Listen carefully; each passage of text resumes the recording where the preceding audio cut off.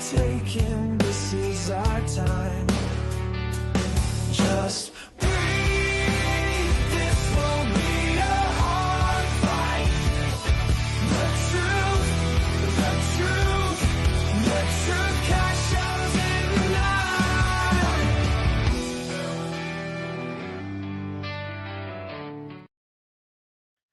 Hello, everybody. Let me get Johnny on here real quick. Hey, Johnny, what's up, man? Richard Farabee, how you doing, buddy? I am doing outstanding, but I really hope to get better later. Really do. Um, Excellent. so you got a lot going on this evening, huh? Say that again. Said you got a lot going on this evening. Yeah, we got the last soccer game of the year. So when we hit 8 o'clock, I will be hopping off. So anybody watching, do not get concerned. I did not get eaten by an alligator, a Sasquatch, or a buffalo. I'm good. I just need to. I actually came to the field early, so would be able to start, and then I can just transition from the vehicle to the soccer field when Right it's on. time to go. Well, school's about to end. Things will get some normalcy back and little Yeah. bit of relaxation and stuff like that. But that's also the time that vacations pop up and stuff Oh like yeah, we're that. going. We start. How long do you have left in school, Jackson? About Um, 8 days. 8 days. Yeah, Oh 8 days. wow. So And yeah, then like beginning of June, we go on vacation, and then they go to summer camp. So it's not Right eight on. and a half, I remember those days. I'm not that old. I remember those days. oh yeah. So Well, I am that old, and I'm gonna have to do it all over again with the new one. yes, you are a glutton for punishment, my brother. I guess I am. That. I mean, and you wanted this. I mean, this was planned. This is, you know, and that's what blows my mind because Oh yeah. Oh, it was you way know more than planned. It was executed executed with test tubes and with DNA specialist and everything else. precision accuracy. Yeah, yeah, yeah. Just Yeah. remember this, folks. Be or fellas, be very, very, very sure you're done having kids before you get the old lop it off of me. Don't go down that road till you know for sure. Yeah, yeah. I was for sure at 32. I was like, Yeah. I don't want no more of this. I don't want any more of this. So Well, we had now, a boy and a girl, and that was, pretty much the perfect mix. And my wife was, she said she was done, that she was good. And then, like right? 2.5 years later, she's like, I've changed my mind. Wow. So, anyway, it's all good. How's work and everything going? So far so good. This weekend will be the third weekend in a row that I've had off, and I will be back in the woods tomorrow. Last week I put trail cams out, mostly for a test. I put them in an area I do want them in, but I'm having a hard time figuring out the timing for them to to work. The Yeah. last time I put them out, I thought I had it right, but for some reason it only picked me up. It only recorded me setting them up and me coming back to get them. Nothing in between, and that was Really? weird. Yeah. So I was very disappointed. So this time I played around it some more. I put them in another area that I've Is been. there an option for uh, messing around with the sensor on? No, it's it's the timing where um, if it would do military time, it would be so much easier because I can say, start at this time and end at this time, but it doesn't. But you got to pick two times. When do you want it to start recording? Anything, any movement, and when you don't want it. Like some people don't want it running during the day; they just want night stuff, stuff like that. So it's just figuring out the times and because I want it to go 24 hours, but No, anyways, I'll find out tomorrow. And no. if I got something, and I'll post something. If not, then I'm gonna keep trying. It's just another piece of equipment that I got to figure out. So, and it's just No. taking time to do that. So, with that said, we have a guy that has actually been in the woods with me in that area, that same place I go to. Brian, if you remember last year when I camped out for, I think it was 5 days, 5 days straight. Brian had come out and stayed, I think 4 of those days with me or something like that. So I know Brian, and good guy. There's some interesting stuff. There's especially some stuff I want to bring up that he's accomplished as a Floridian, which is pretty impressive and stuff like that. So I'm looking forward to having him on here and talking and enjoying ourselves. So Before we bring him on, do you know who the sheriff of Baghdad is? You ever seen yes, any of his interviews? yes, Shrek. Yes, dude. I've been trying and trying and trying to figure out who Brian reminds me of, and that's exactly who it is. You think so? They look like they could be brothers. Oh yeah, yeah. They look a lot alike. Yeah, maybe. I'd have to go back and look at Shrek's picture again. Yeah, I think he could get away with it if he was in the shadows a little bit. Yeah.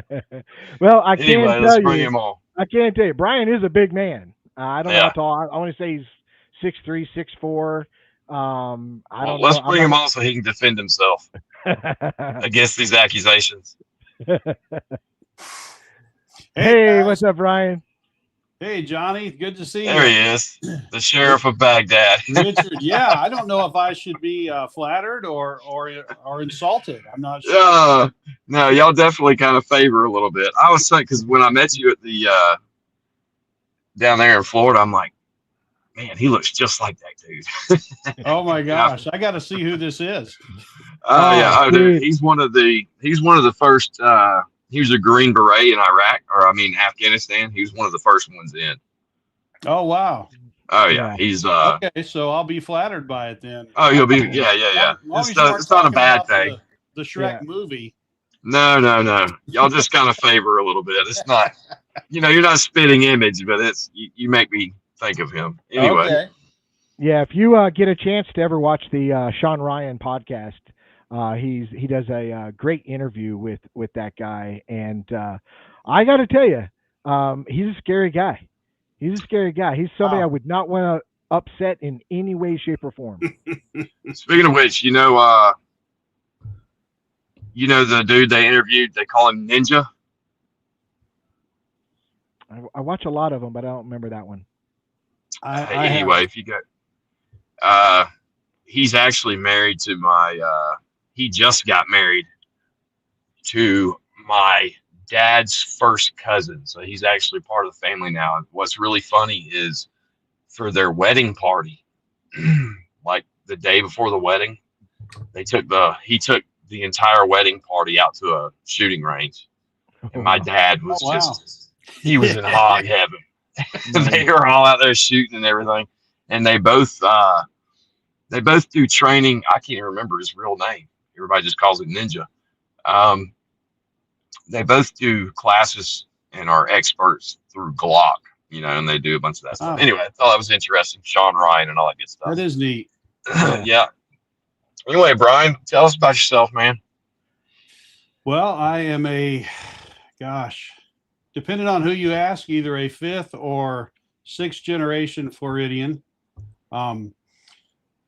I live right outside the Tampa area, and I've been, in and out of the woods here in Florida and the rivers and swamps since I was about 14 years old, camping. And back then how our parents just turned us loose, and as long as we made it to a phone and checked in once in a while, that was okay.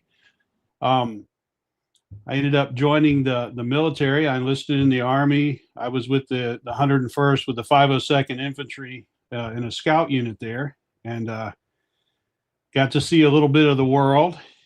And that kind of comes into play with my, I guess my whole experience in this Bigfoot thing is that, I tell people that I had spent, and maybe I'm cutting in a little too early on this, but just to give it a little bit of perspective, I spent hundreds and hundreds of nights through hiking and, as a kid and in the military and different parts of the world and in different environments, and until I had my experience, I had never seen anything that would lead me to believe that something like this could exist. Well, let's back up for a minute because you bring up a good point, and because we talked earlier where you were not a believer at all. But Right. I don't think people realize how much time you spend in the woods. You know what I mean? You did the Florida Trail, Yeah. and that's a 1,400 mile, I think, isn't it? It's very close. It depends that the 1,400 miles, because it starts out in Big Cypress Swamp in South Florida, and you can the greenway, the wildlife corridor Right. goes on both sides of the state. It we're just below Orlando. It kind of forks out, and you can go to the east side or the west side. All that together is 1,400 miles. Yeah. But I wasn't just doing the Florida Trail. I was attempting to do what was termed at the time the Eastern Continental Trail, which I started in Key West, came up. I came up on the east side of the state, went up almost to Jacksonville, cut over through the Panhandle to Pensacola, and then turned north. And I think is it Blackwater River State Park or Black River State Park? Anyway, right there it goes in, and then went up through Alabama, through Montgomery and Talladega National Forest, and got on a bunch of these other trails, and ended up on the Appalachian Trail and headed north from there, and got quite a ways on that. And then that's when I had contracted Lyme disease and didn't know it yet, and I was just getting worse and worse and worse with the arthritis and the hip pain and stuff, and so I ended up having to stop. But it was about 2,300 miles I put in altogether before I finally got stopped. Yeah, because I know with the Florida Trail, there's a lot of logistics involved because you have to have checkpoints where you resupply and you do Yes. different things and stuff. And so you have, it's not just you, it's a team or it's somebody else at least getting you at meeting you at these checkpoints to get all that. So, I mean, just 1,400 miles, if you just stick with the Florida Trail, that's a lot of camping. That's a lot of time spending time in all primitive, in the woods. So for you to do all that, and you've been doing this for a long time, to come out and say, "Oh, I didn't believe in Bigfoot," that's a big statement. It is, and the funny thing is, though, I think that if I had believed in it before, or at least had a I don't know, had the belief that it might be true, if that makes any sense, I might have noticed things that I didn't notice otherwise. And I'll give you an example. When I was coming up through Big Cypress, there'd been a lot of rain that year. We'd been hit with 2 tropical storms. The water going through that 40 miles of swamp was like, knee deep to waist deep. There were places, there are campsites that they actually route you around to where you'll end up on a little hammock of dry land for the night at specified campsites. But I was walking and I kept hearing, it sounded like these 2 guys talking. And there was a, what do you call it? Like a cadence to their speech. It's like, and you could almost make out syllables, but it was like listening to people talk and you're just out of range to be able to make out the individual words, if that makes sense. And I kept thinking, I'm like, well, I'm looking around, there's nothing here except for grass and water. The big tufts of grass that grow Right. up, and then there's like patches of sawgrass and stuff. So not believing in Bigfoot, the only thing it could be is other humans, probably hunters, but then, and that happened to me twice. But then in retrospect, I started thinking, these guys must be pretty hardcore if they're going to hang out here in waist deep water all day long, waiting for something to come by. Are they duck hunting or what? But they're hardcore hunters. Well, I don't know if it was hunters. And that made, looking back, it makes me think that possibly that's what it was. And I didn't recognize it for that, because that wasn't in my neat little box of reality. If something's not in your box of reality, you can't pick it up and say, hey, this is what it is. Correct. So Now, was it on one of these hikes, these long journeys, is when you had your encounter? it was actually on the same one. I All right, had, let's get into that. okay. I had come up out of the swamp there. You come up around Lake Okeechobee and follow up the Kissimmee. It's not what we would consider, most people would consider a valley, but they call it the Kissimmee River Valley. Mm-hmm. Followed that up and went past Orlando and up into that area. And there is an area, a hunting area called Three Lakes Wildlife Management Area.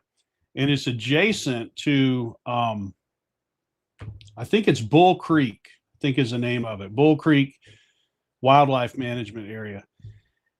And it was so hot during that time when I was hiking that a lot of times I would hang my hammock in the shade during the heat of the day, and then I would use my headlamp and I would hike at night when it was a lot cooler, and I'd make up my miles there. And that's what I was doing. It was probably 2 or 3 o'clock in the morning. It was a moonless night, but you could still hike because the trail's pretty clear. They have individual chapters that manage the trails, and they do a pretty good job of maintaining the trails and keeping them wide open and stuff. And being able to see the orange blazes, with your headlight, you can see those from quite a ways to make sure you're on the right trail. Because, I mean, you guys know how easy it is to step off onto a well-used game trail and not even realize you're not on the main trail anymore. But the blazes kept me going. I was concerned at the time because it had been hot during the day. It was cooling off. I knew the sand in the trail was still warm, and I was thinking, well, I wonder if there's any snakes out here trying to warm up during the night, by laying on this warm sand. So I'm kind of looking down, and I was using hiking sticks, and that kind of comes into play, more for balance than anything else. But I tripped over, I don't know if you call it a root or a log, but it says those big palmetto trunks that, they'll grow across the trail, and then the sand will erode away and it'll leave them sticking up. And I tripped over that, and I tripped hard. I mean, I hit it so hard that my toenail turned black and fell off 3 or 4 days later. But that's how hard I hit it. And when I did, it shook the entire palmetto bush that it was attached to right next to the trail. And there was just like this eruption of noise, because you know how loud the palmetto leaves and palm leaves and stuff are. It was just this eruption of noise. I saw something move out of the corner of my eye, but I was tripping forward. And I thought once I got my balance that I was going to turn and I was going to see the tail end of a deer just clearing through, the palmettos. And I turned around, and there was this something that I could not identify. I mean, the options go through your head. You pull up everything the only thing that it was even remotely close to, except for would have been a bear, and that got checked off instantly. Okay. It didn't have the saggy, how the bears, they have the little saggy shoulders, and they stand up, and they just have this real frumpy shape to them when they stand up. And that wasn't what this was. And this thing was, I was staring into it had turned its back to me. That was the other thing. It as it stood up, it turned away from me. So I was looking like right across the top of its shoulders at eye level. And wow. I'm 6'4", so probably 6 foot, right at the shoulder level. Its head was kind of tilted forward, so I couldn't tell exactly how tall it would have been. And I couldn't really tell if it was how far it was bent over at the waist, but I'm guessing maybe 7 foot. That's what I'm thinking. But it just stood there, and I stood there. And the crazy thing was, it wasn't a lot of fear. It was shock.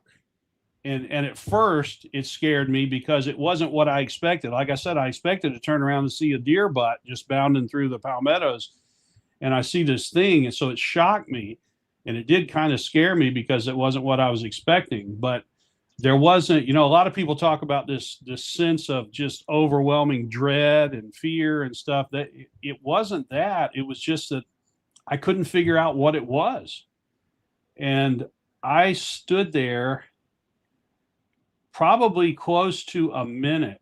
We had this interaction, and I think in retrospect, I think it might have been, and this is all conjecture. This is just what I think, because I can't prove any of this. I think maybe it had been hunting along the trail, because animals are like us. They're lazy, and they'll use the easiest route to get around the woods. And so I think it was sitting there waiting. It obviously knew I was coming because I wasn't trying to be quiet. I was quick stepping it, trying to make up some miles. My hiking poles were probably clicking when it hit stuff on the ground because they have those little carbide tips on them, and of course I got my headlamp on. So it's not like I'm hidden, especially if he's waiting there, waiting to ambush something. He knew I was coming. But I think when I tripped on that root and it made the noise, it may have felt to him like I was coming into the bush because the bush moved, the whole palmetto. And I think while we were standing there, I think that if I would have just kept going, I get the feeling that he would have just sat back down. And because I think he had picked that spot for whatever reason.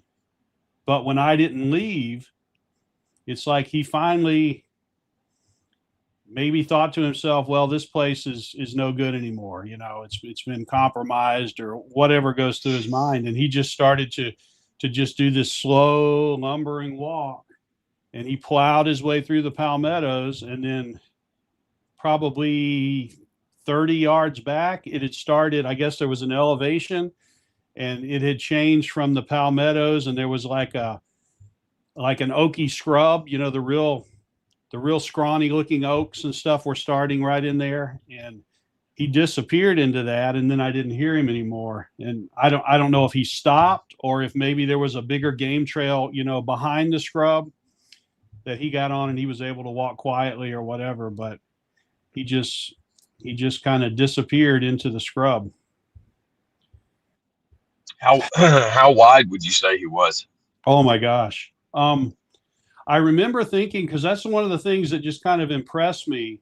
I remember thinking, I don't think he could walk through my front door without turning his shoulders sideways, if that makes sense. It wasn't definitely like makes sense. if it wasn't like I tried to measure it, but it's just like when I sized him up, I thought, man, that thing is huge.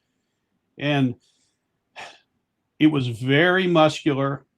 You could see the cuts of the muscles in its back. And I'm going to say something that might sound pretty strange. I'm not a connoisseur of Bigfoot butts, but let me tell you, this thing was built. It had a badonkadonk, like the cool kids say. I mean, if I had to describe it, I'd say it looked like somebody took two basketballs and put them under a fur coat and tied it around their waist. I mean, it was just firm and packed, whatever you want to call it. It was just huge. And that part was like, just, you could see that in kind of the crease of his legs under his buttocks, above the palmettos. And when he walked, it was like, it was just undulating. It's not, because if you look at like the Patty film, when she's walking, her butt's just kind of flat. It's just kind of there hanging out. But his was moving and shaking. I mean, it was impressive. And I just got the feeling that if this thing wanted to, it could either snap me in half, or it could have just picked me up and tucked me under its arm and walked off with me. I mean, that's just the feeling I got. And I know a lot of people talk about when they see them, you hear reports and people will say, well, it looked like it was about 400 pounds. And there are people that weigh more than 400 pounds. Yeah. You know, this thing, if I had to guess, I would say, having been around cattle and trying to size him up, you know, with a small cow, I would say he was between probably like 800 and 1,000 pounds, if I had to guess, just because, you know, their animal muscle is so much more dense than ours. And they just weigh, you know, an animal. I've got a dog that, you know, barely comes up past my knee, and she weighs over 100 pounds. You know, it's kind of a Labrador mix. And so if something like that, you know, that just tells you the muscle. And go ahead. Well, I was going to say that that's one of the points I bring up to people when we talk about, is it a omnivore, herbivore, all these carnivore, and you know, they say, well, it's got to eat meat because of its size. Well, you take a cow standing on its hind legs, it's 8 to 10 feet tall and weighs 1,200 pounds, and it only eats grass. Right. So it's all about metabolism and stuff like that. So, and you look at gorillas. I mean, I've heard they do eat meat occasionally. I think it's more of a, I don't know, like an aggressive statement from what I've heard. I don't know that for sure, but I do know that vegetation is the majority of their diet. And Yeah. I mean, look at them. You know, I What think about oh, go ahead. what about the hair? Like, was the could you see its skin and its muscle and everything like through its back hair, or was it like really thick hair on the back? No, it was, I could not see skin. And I wish, part of me wishes I would have seen the face, and part of me doesn't, because if I had, that might have been the end of my hike right there. But I think it seemed to almost start thinning, you know, from what I could see, just the edge of its head. It wasn't as thick. It wasn't like I don't know how to describe it. I mean, what would you call deer hair? Is that a fur or is that a hair? That's more of a hair, right? The way it lays real flat, and that's usually the separation is, a lot of people use, for example, a dog. A dog has hair, but during wintertime it has a fur underneath. That's what sheds. Okay. You know, This was more like a hair. This Yeah. was it was thick enough where you couldn't see skin through it, but it was black, and it was probably, I don't know, I wouldn't say it was more than 2 inches, maybe 3 inches in places long. It wasn't like long and hanging. Trying to think of what else. Oh, the thing that shocked me about its fur or its hair is that it was blacker than black. I mean, I don't even know how to describe it. It's almost like it absorbed the headlamp. It's let me say something real quick to the audience, just so y'all know. Johnny's at a ball game with his son, so he knew he was only going to be here for a certain amount of time, and he would come and go. So he didn't leave for any other reason. He's not having technical difficulties, but he is at a ball game. So go ahead, Brian. I'm sorry. Oh no, that's okay. It was just dark. It reminded me of, you know how some people have the plywood cutouts in their yards and they'll paint it that matte flat black. Right. That's almost what it reminded me of. It's like it just absorbed the light. There wasn't any reflection or refraction or anything from the light until it started moving. Now, once it started walking away, I can remember seeing a glimmer here and a glimmer there, you know, just of it reflecting the light. But now, compared to a bear, because we know bears are very black, but they do have a gleam, a sheen, yes, to their hair. Did he have that, or it was less than that? It was less than that.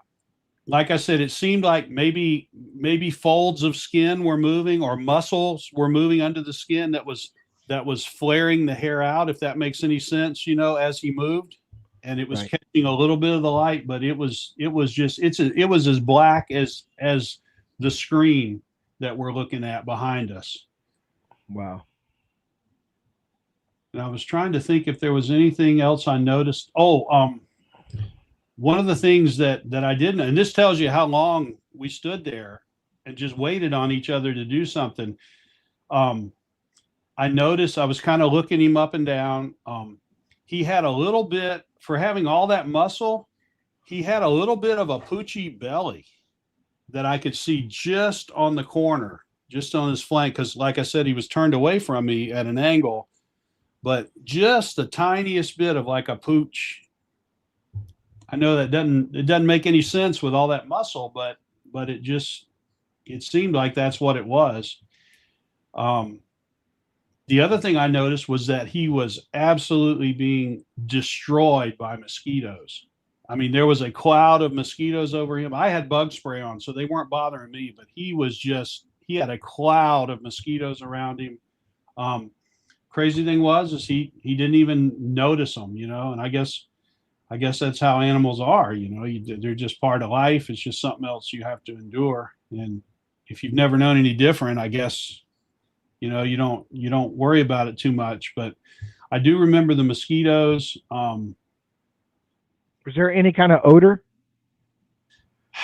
Not like you hear some people say like a garbage smell, or, like vomit mixed with feces and all, you hear all these elaborate explanations. It smelled to me like an animal, like dogs have that animal smell when they go out and get all sweaty, or even bear. I've been around enough bear. I encountered, like, I'd have to check my journal to be sure, but it was either 12 or 15 bears that I encountered up close while hiking the trail.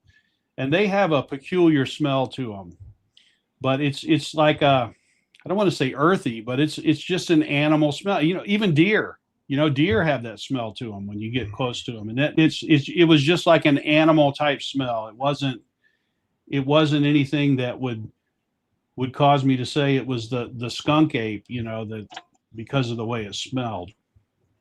Now, how long did it take after that happened for you to like really be convinced that that's what you saw? It took a long time, Johnny. I put that, if I was going to continue my hike, somehow I compartmentalized that. And I know that doesn't make any sense, but once I took off, I was coming up with, that could have been a poacher in a ghillie suit. I was trying to tell myself anything to not believe what I just thought I saw. Well, you still had a long way to go. Yes, I mean, it would make sense. Started. Right.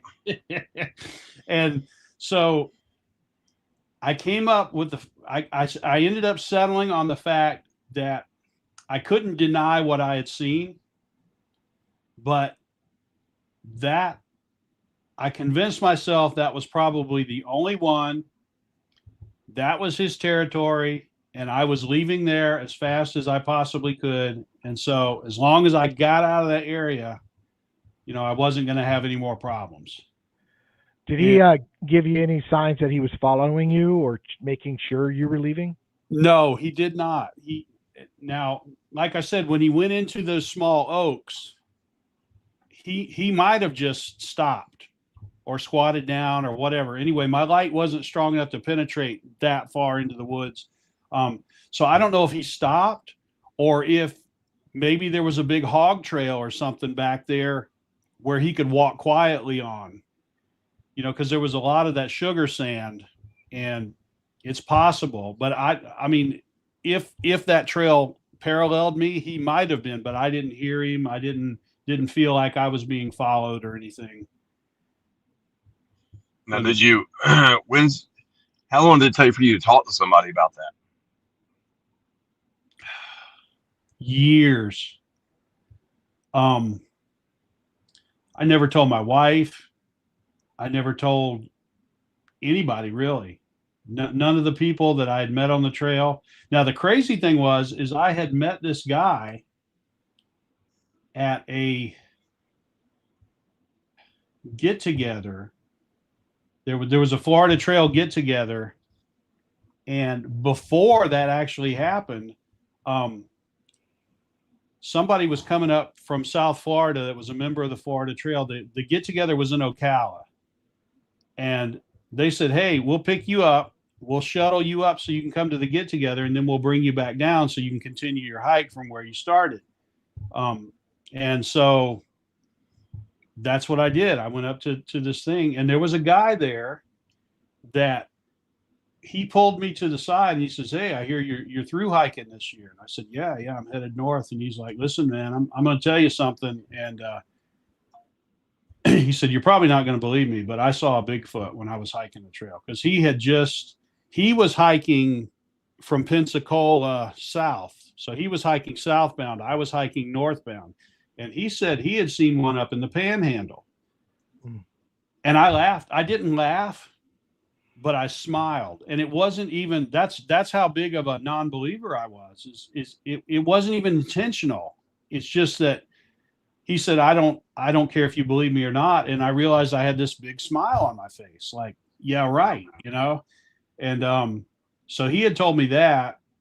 And even then, it's like, he said, "Look, I don't care if you believe me or not. I'm just trying to save you from being as shocked as I was if you happen on one of these things." And then it happened. And that was the only place I ever saw, except, like I said, down in Big Cypress in the Everglades, I'd heard that mumbling, which I don't know what that was, but I have since heard that there are, like pseudo speech patterns that people have heard. And I'm wondering if that's what it was. My a buddy of mine, Mike Taylor, he is a professional mountain climber and adventure athlete, and he's done the Appalachian Trail and climbed Everest and done all this crazy stuff. Well, I don't think it's been that long where I think it was on one of the stretches on the Appalachian Trail. He kind of had the same thing happen. There was an area that there was a natural spring there, and I guess in like a little lean-to shelter thing that was there. Right. And he got there, and he doesn't build a fire or anything, but it got dark, and he kept hearing. He thought it was somebody breaking branches and stuff for firewood. Right. And then he heard what he thought was Russian, but he couldn't really understand it. Oh, wow. But then it got super weird because the breaking of the firewood got louder and louder, and then it became kind of over the top. The sound of, basically, he was hearing the sound of the size of the trees that were being broken. Just didn't make any sense to him. Right. But he's been looking into this for years, since I think his 20s. And even the house he literally bought because there was pretty much a famous sighting in our area, almost in his backyard. That's how much he was into that. But even being that much involved in the topic, he still just kind of wrote it off. And then the next morning he wakes up and there's nobody anywhere. And he never got up I guess he was super tired, but he never got up to investigate it. But yeah, it's pretty much just kind of the same thing you had. And that's reported a lot and I've got recordings of vocals that sound, it sounds like it has syllables in it, but yes. It's nothing. It's no language that I've ever heard before. Well, Right. the same thing happened when I came up to Georgia. Remember, I told you, me and Hank were sitting there. Everybody was in the woods. We were relaxing. We thought you guys were coming out of the woods. We couldn't Right. tell what the words were being spoken. I even looked at Hank. I said, "Do you hear that?" And he said, "Yeah, I hear it." And to the point where I got up and walked to the wood line thinking you guys are about to walk out. But it was like a mumbling, like if somebody's in another room and the doors are shut, the bedroom door shut, and somebody's talking, you can hear the talking, but you can't make out what they're saying. You just know exactly. there's talking. And remember, and then when you guys came out way different location than where I heard this from. You know Yeah. what I mean? But yeah, I've heard something similar. That's it's hard to describe, but that's the best way I can come up with too. Is that you're listening to a conversation, but you're just far enough away where you can't make out the individual words, but you can tell it's well. In this case, we don't know what they're doing, but it sounded, what I heard sounded like a speech pattern, like it had the cadence to it, it had the syllables, but it's just the words were just muffled. Yeah. Well, that's pretty. Now, I guess last question on your sighting. How far away was it exactly, you think? If I had tripped in his direction, I would have ended up on top of him. Thank God. If that's what you're asking. Yeah.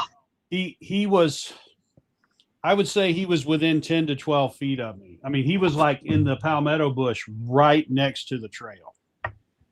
Man, I that is close. Because when I hit that, when I tripped over that log, it would, it you know how it'll shake the entire tree, the bush that is hooked up to the patch, whatever you want to call it. I don't know what the proper word is for palmetto bunch or whatever it is, but that whole section shook, and it was right there next to the trail, and then that's when this thing stood up. Man, that's close, especially for one that's that big. And that's why I was able to get so much detail, because it was right there. I mean, it was so close that I could see the mosquitoes, in my headlamp light just flying around. Somebody just popped up a question I saw. It's Dirt Road.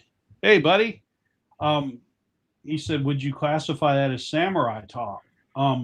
I've heard examples of that, what people are claiming are samurai talk, but mine didn't sound like that. It sounded just like two guys were talking about something, a casual conversation back and forth, kind of like we are now. And it's just, it wasn't a bunch of syllables, like, I don't know how to describe it. It wasn't really animated. It wasn't frantic. It wasn't high pitched and low pitched, and the volume didn't change a lot or anything. It was just kind of like we're talking now.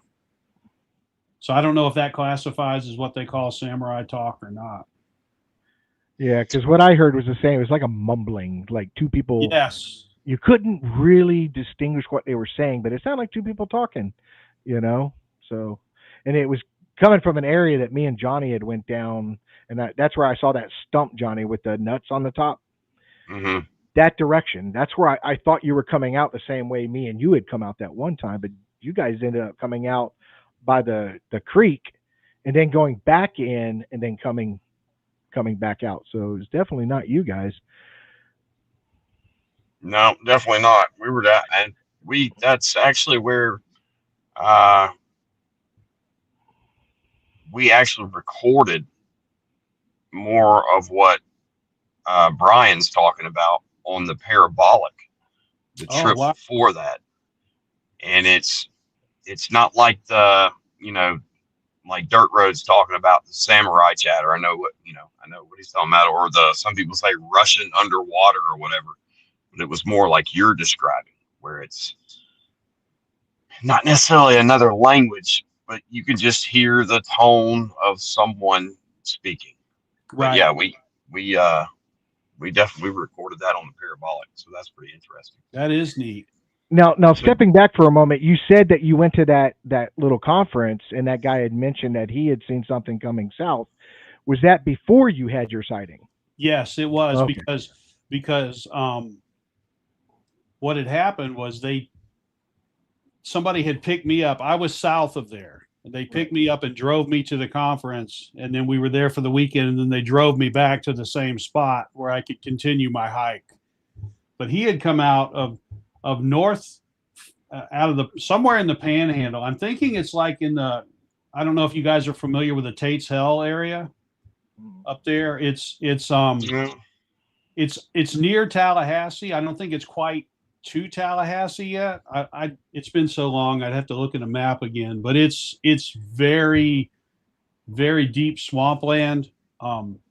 Again, that year we had so much rain, even that area was like knee deep in water when you went through it. And somewhere right around there, if I remember right, is where he said he had his sighting. Place called Tate's Hell. You can look it up if you're interested. I'm sure it's on Google. Well, it definitely confirms that there's multiple because you didn't see the same one he saw. Right. And you know something funny, not that this means anything, but you know how the logging companies will buy tracts of land with the trees on them and then they'll lease them out to hunters, you know, to do the hunting while they're waiting for the trees to mature. Well, part of the trail went through this area. I guess they had given them access to create the trail through there. And as you're entering this track, there was a big sign up over the top. I've got a picture somewhere, but I can't find them. It was a sign, and it had a carving of a Bigfoot, and it was called Booger Woods.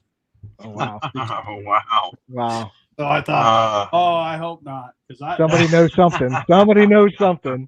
Yeah. Well, and with your in-depth, experience in Florida woods, I don't think people really they see Florida as beaches and hotels and Disneyland. Explain to them how much land we really do have.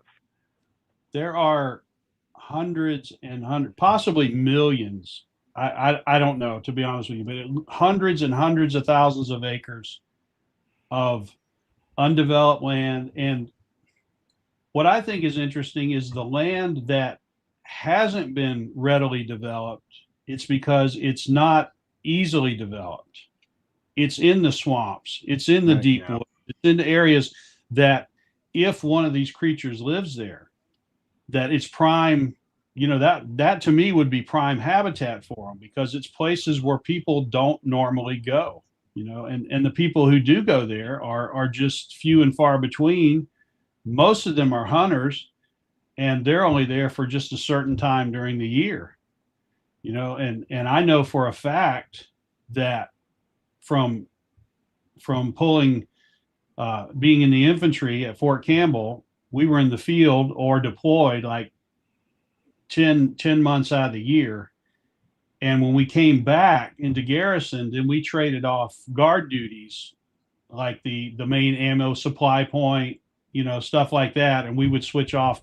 And every year around hunting season, we would have this influx of deer that would jump this 10-foot fence that surrounded the entire ammo supply area. And there would be, so, if the deer figure out where that they need to get out of the area when it's hunting season, that anything that has any intuition at all would be able to figure it out. And so they could just stay clear of those areas, while the hunting was going on. So it would be, making them even more elusive if you were, just like me, to just happen upon them. If you're out there and they know it's hunting season, they probably have moved to a different area. Oh, Well, absolutely. fellas, Brian, I don't want to mess up your flow, but I gotta head to the fields. But I appreciate you coming on, and I am going to get out of here. All right. It's good to see you again. Yeah, you too. I'll talk to you later, Richard. Thank Have you, a good everybody, night. for joining. Enjoy Yeah, the game. I'll call you tomorrow, Johnny. Roger that. Have a good one. You too. So, all right. So you had this encounter. It's Mhm. definitely, life changing. You know what I mean? Right. So at that point, that was really your rabbit hole right there. That started your holy crap. There's something more to this than I thought. Yes. Because again, we go back. You were a non-believer, I you know, was. and was. you were like me back in the day. I was more of a hunter, where you're more of a hiker, where bears and hogs and Florida panther, those were more on my mindset than a Bigfoot. Exactly. I wasn't a non-believer. I was agnostic. I was like, yeah, it could or it couldn't. Who knows? But you were absolutely a non-believer until that moment. I was. I mean, I went through a stage, and I'm really dating myself here, but when I was in elementary school, we had a section of the library. And for those of you who are younger, that was a place where they actually had books that you could read, on paper. It wasn't all electronics. But it had a whole section in the library that all the boys were just attracted to. And it was like myths and monsters and ghosts and weird stuff that happened, Amelia Earhart, what happened to Amelia Earhart, all these mysteries and stuff. And I used to just love reading the books on Bigfoot and the Loch Ness monster and all this stuff. And I thought it was so neat. And I thought, well, one day I'd like to go looking for one of these things. But then, you get older and you realize, especially, being in school and listening to the experts and the professionals about how, it's not possible that something of that size could exist in our world without us knowing about it. Right. And so I just kind of just got away from it. And that's kind of what I adopted. I mean, it wasn't something that I was offended by. A lot of people get offended by stuff and they get a staunch opposition to an idea or whatever. It wasn't that. It was just that I didn't think it was even possible. Right. So after that, now you've got this thing in your mind. So at what point from then did you say, I'm going to start now looking for this thing or looking for signs of this thing? Now it's your focus when you go out in the woods. Right. How long did it take before you decided that now this is going to be my focus? I think I kind of got distracted. I think that's kind of what Johnny was asking. When did I acknowledge what had happened and start seriously looking at this? Okay, so my encounter happened in 2007 when I was hiking the trail. About 3 years ago, we had bought my wife's getting ready to retire. We moved out of Tampa. We moved into this, what used to be a sleepy little town, not so much anymore. But this is where we're planning on retiring. Our backyard backs up to some woods, a couple of acres that are just undeveloped lots that people never developed. And I smelled something really bad one day when I went out in the backyard, and I figured, we got a dead animal. And I'm thinking, is it big enough where I'm going to have to go get a shovel and move it away from our yard so it doesn't stink the whole yard up? So I'm at the fence and I'm kind of leaning over, looking in the bushes. It's all grown up. And there was a large black vulture. And I didn't see him. I could hear him moving around. And when I rattled the fence, when I leaned over it, this thing came up. And when he did, he had his his wings were like this, and it made that shape. And it came up out of the bushes, and then it was just like I had this flashback of this thing coming up out of the bushes, and it was like it just rocked me. I mean, I just was stepped back a couple of steps. I remember it, and I'm getting goosebumps now even thinking about it. It just shook me, and I'm like, whoa, that really happened. That was a thing that I need to deal with. And so then I talked to my wife about it, and she was kind of upset that I never shared it with her before, but it was just not something I don't know. I didn't even want to acknowledge that it had happened. And I talked to a couple of friends and stuff. And then, I started just like most people. I just started Googling and searching on YouTube and stumbling onto these channels, which may or may not have been good for me to watch in the very beginning. Right. But eventually I ended up getting hooked up with a man named Matt Larson here in Central Florida Bigfoot. Yes. And fortunately, he kind of took me under his wing, and he kind of got me into the whole logic and common sense, based investigation. And, you got to start with the basics. And that's it worked out well. Unfortunately, he ended up retiring and he's moved to Kentucky. So he abandoned me down here. Um, but I'm still keeping an eye on our areas, and I've spread out into a few new areas that I check on a semi-regular basis. And I started going out with another group called Sasquatch Origins, and guys And named just for everybody watching or listening, Sasquatch Origins will be on the show here yes, in a yes, couple weeks, I think. that's right. So we will have them. That's Troy and Desi, Mm-hmm. and we'll have them on the show, and we'll be talking to them about their research and their encounters as well. Yeah. And you've gone out with me. You've been out in the Yes, yes, woods. We've camped together. We've gone out in the woods.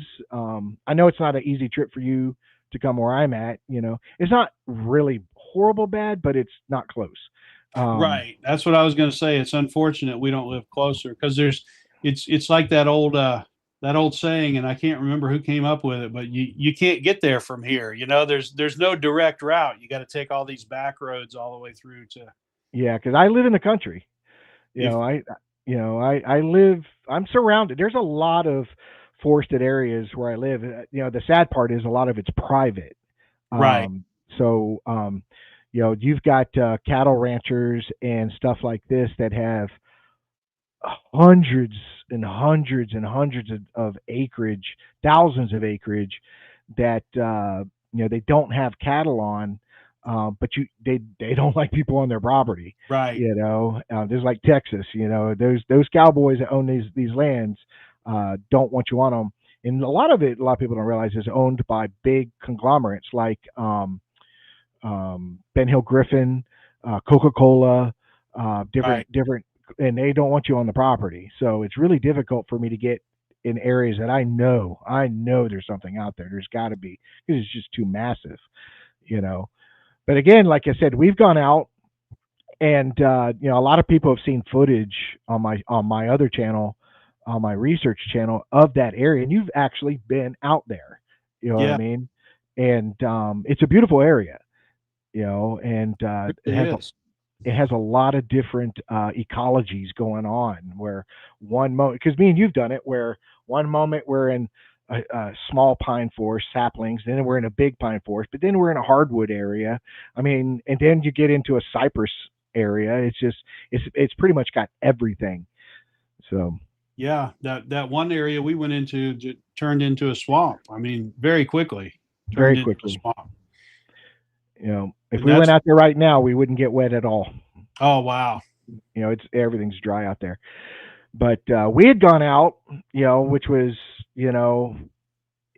I have the recording, but it's mutual. It's both of us really because we had gone out there to this one area where we set up the audio equipment, and we both kick ourselves that we didn't have a trail cam set up at the time. And when I went back to sit and listen to the audio, um, and you were there, so when I'm setting up in the video, you're standing there. People may not see you, but you're there when I set up the tripod and I'm talking and I'm Mhm. setting up this equipment. um, it was an easy walk to that particular palmetto that I had attached the audio to, and I zip tied it down. You know what I mean? So no animals could take it away or anything. And so when I went back and I started checking those recordings, something and I told you about this. As soon as I heard it, I called you. I said, dude, man, something walked through the woods. I mean, was not trying to hide sound or nothing. It was just, and you could tell it was bipedal, and it's walking through the woods, and it walks right past the audio, and you just hear it fade away. And if you remember that spot, I don't know if you remember or not. Really, the thick part of it was behind that tree, Right. because in front of it where we were at was wide open, because we went and sat down for about a half an hour Yeah. or so, Yeah. just for things to calm down and listen. And that's an easy walk back and forth to that tree from where we were at. But behind it, it was thick shrubbery. You know what I mean? I think it came from that, because that's the hard thing about audio is you can't tell distance or direction. You just hear. You know what I Right. mean? But I did play it for the only other person that's actually heard it was Dirt Road. I played it for Dirt Road over the phone. So, to get his opinion on it, but it was we were that close. I think we were that close. Um, the only downfall of that property I go to is you can't go out there at night. I have Right. double checked that recently, and I was right. It does say you can't be out there after sunset. So That's a shame. Sometimes you can get away with that if places don't, even if they don't allow camping, if they don't specifically restrict you from being out there at night, you can go out and sit at night right, as long as you're which not making a camp. which I think is something that you and I would look at in the future, where we may not like go hiking out there, but at least go in a little bit and chill. You know Right. what I mean? And relax and see if we hear or something like that. Because my biggest fear is if we decide to be sneaky and go out there at night, somebody will see the vehicles there and go, okay, they're not supposed to be out there, and they call the sheriff's department or something or whoever, and then Exactly. we get back to the vehicle and they're waiting on us. You know what I mean? Right. And I don't want to get in trouble. I just want to enjoy myself. But Yeah. so so I'd now rather that you've spend money on equipment than bail money, that's for sure. right, and that's why a lot of my videos are daytime. And a big and you can vouch for this. I mean, you're braver than I am to hike the trail as it the Florida Trail at night. But when you're by yourself, you take a huge risk being out there by yourself at nighttime. Daytime, you can see if there's a rattlesnake on the trail, or an alligator at the edge of this water, or a hog or something. At Right. nighttime, you don't see anything, and probably by the time you see it, it's probably too late. And so I don't go out there at night, even if I could. It's because it's just too dangerous. You know what I mean? And it's Right. easy to get lost out there. I've done it. I told you about it. I've done it. I've got lost out there, and because even though there's quite a few trails, they there's no rhyme or reason to them. So you can Right. get turned around. Like me and you, when we went out there, I had to ask you to check your GPS. Remember that one time, just to make sure we were heading in the right direction. Yeah, because the And trails aren't, parallel and perpendicular. They just kind of snake through there, and you never know exactly where you are. right, you might think you're going south to north, but you're actually going east to west. It's just Right. very, very confusing out there, and it's a very large area. I mean, me and you walked a lot. I don't think we still Oh God. accomplished Looking 5% at of the that map, property. we didn't even scratch the surface out there. It's very large. So okay, so now you're a knower. You know this thing's out there. You know it exists. You've done your computer reconnaissance, and then you meet up with Matt. You do that for a while. Um, and you've worked with Troy and Desi. You've gone out with me. So since that sighting, and you've worked with these other groups and different researchers, what other things have you found as far as evidence or anything like that that tells you that you're on the right track? It actually solidifies, yeah, any doubt that you would have ever had. What are you running into? Um, I found a few, probably by a few, probably no more than three footprints that I'm very interested in. I know this sounds weird from somebody who's out investigating, but I'm not real big on footprints. And it's because usually you only find a single print, and it's so hard to get context from that. Yeah, It's if I see a trackway, I'm interested. Another telltale to that is it going down the trail, or is it cutting through this stuff that I would prefer not to walk through, going across the trail and into some more stuff that I would prefer not to walk through. You know what I mean? right. Instead of just taking the easy route, am I confusing this with a possible human print? That's what's going on in my head. So there's a big argument about do they have a mid-tarsal break? Do they not? Do some of them and some of them not? So I can't use that as a way to determine the type track. Right. And I use this as an example. So this, if y'all can see this, okay. All right. Mm-hmm. There's no mid tarsal break at all. Okay. This is huge, but there's no mid tarsal break.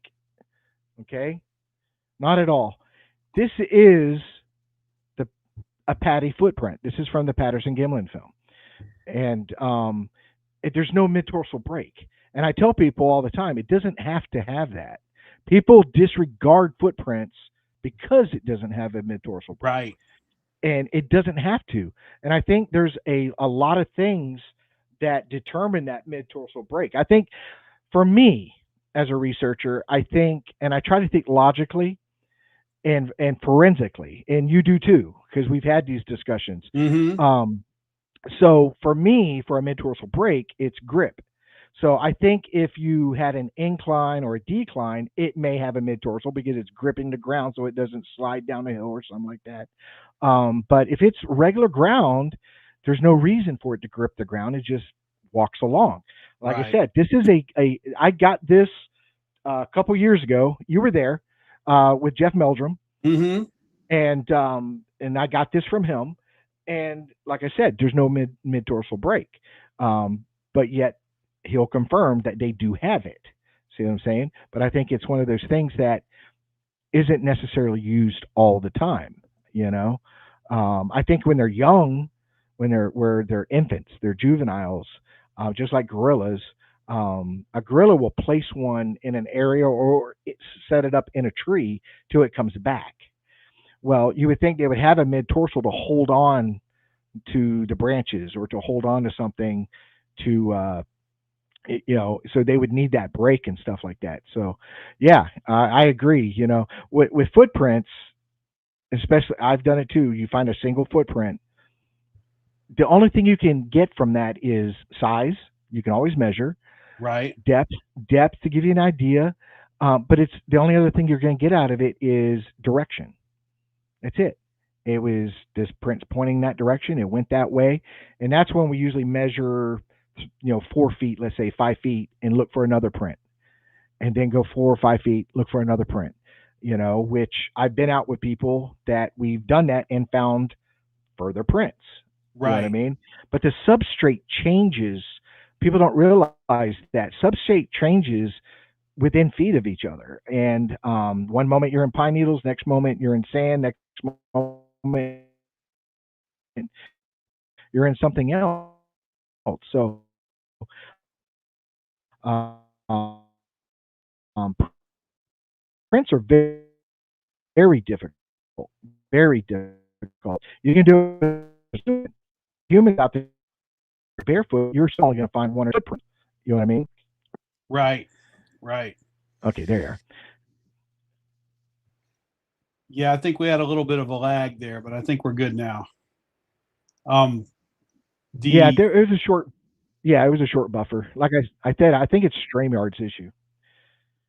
Okay, but yeah, you got that. Go ahead. And sometimes you'll get what I call, well, when I was in the Army, they differentiated them between trackways, which had a verifiable track.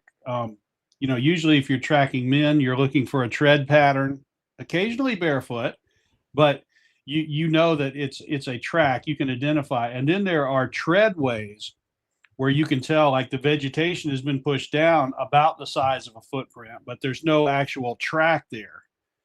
So Yes. I've seen some interesting treadways in that the distance, the step distance is larger than normal. Approaching 3 feet versus I'm 6'4".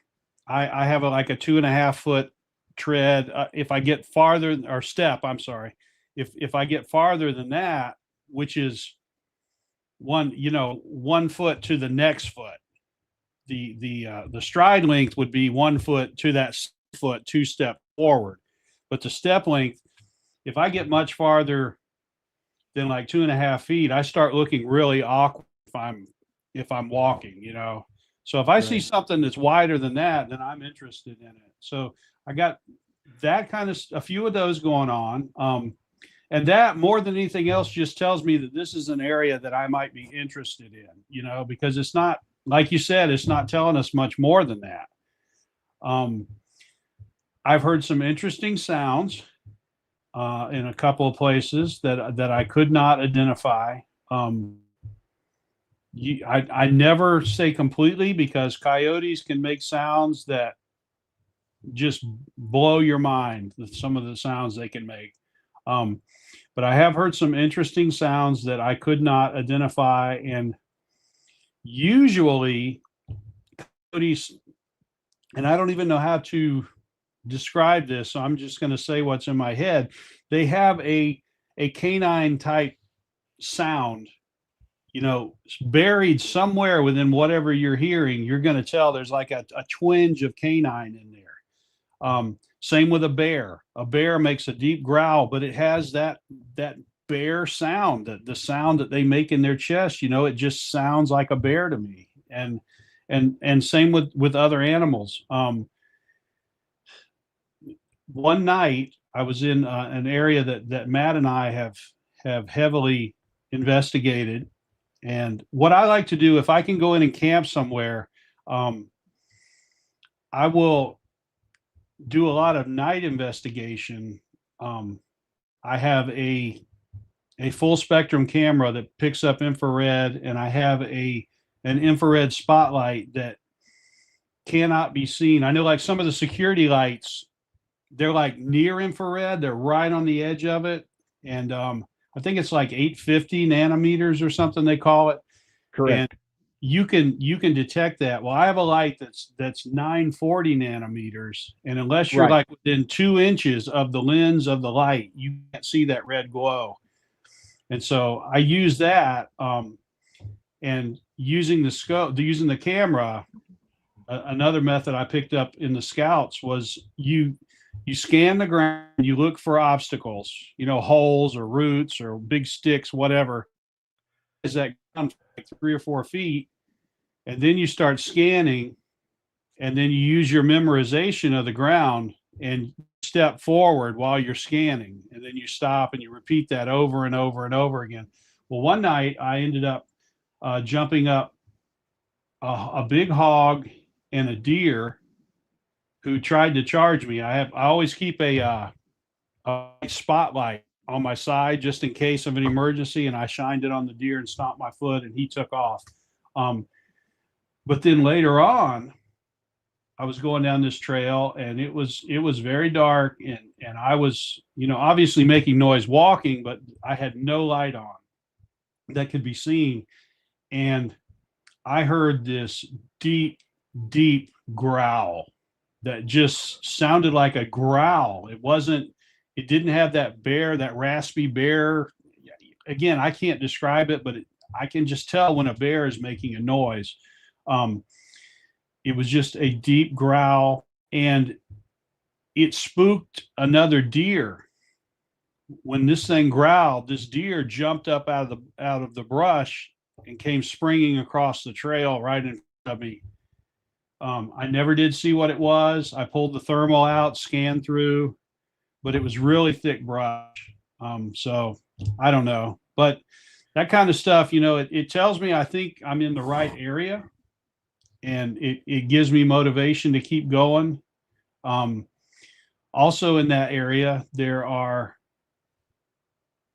I talked to range. I know a couple of rangers that work that area now. I know Florida, the wildlife, the law enforcement agency. My son actually works for them. He's a biologist. He's not with the law enforcement side, does invasive species stuff. But I know a few of the officers now. I've talked to them about, you know, if you hear anything, if somebody calls in some kind of crazy report, if you don't believe it, you know, please pass it along, stuff like Right. that. I also got in with some of the crews, the private contractors who were cleaning up after these hurricanes in some of these parks along along the river in that area, and some of them had reported hearing some unidentified howlings and weird vocals from the other side of the river from where they were working, because they were in there with all that heavy equipment, clearing down trees and stuff. I'm getting a lot of good feedback in that area. Well, and that's why I explain to people is when we go into an area, it's you're a hunter, okay? Yeah, I mean, Yes. you're not out there to shoot this thing, but you're a hunter, just like deer. When I was an avid deer hunter, I went into areas first looking for trails, some kind of super highway for deer, and then I looked for scrapes, rubs, maybe some antlers, definitely prints and stuff. And when you put that all together, you're like, okay, this is a viable area. This is where I'm going to set up my deer stand, and hopefully I bag a nice buck. It's the same with Sasquatch. When we go into these areas, we're looking for signs that says this is where we need to be. This is where we need to set up equipment, and stuff like that. That's the forensic part of it. That's getting in there and trying to find these things and stuff like that. Um, and a focalization, while you're out there, that tells you, okay, there is definitely something in the area. Um, so that's, like I said, that's the forensic part, putting it all together to say, this is where I need to invest some of my time at. There's also a really, really good find, which I'm not going to discuss. You're going to have Troy and Darsey on the show in a couple of weeks. That it's one of the most impressive things I've ever seen as far as evidence. And it's a type of print. I will go that far. But I've just really been impressed by it. And that's kind of given me the motivation to move over a little bit into the green swamp area, where I like the area. The thing that frustrates me is there's no natural terrain that would cause something to be routed through an area.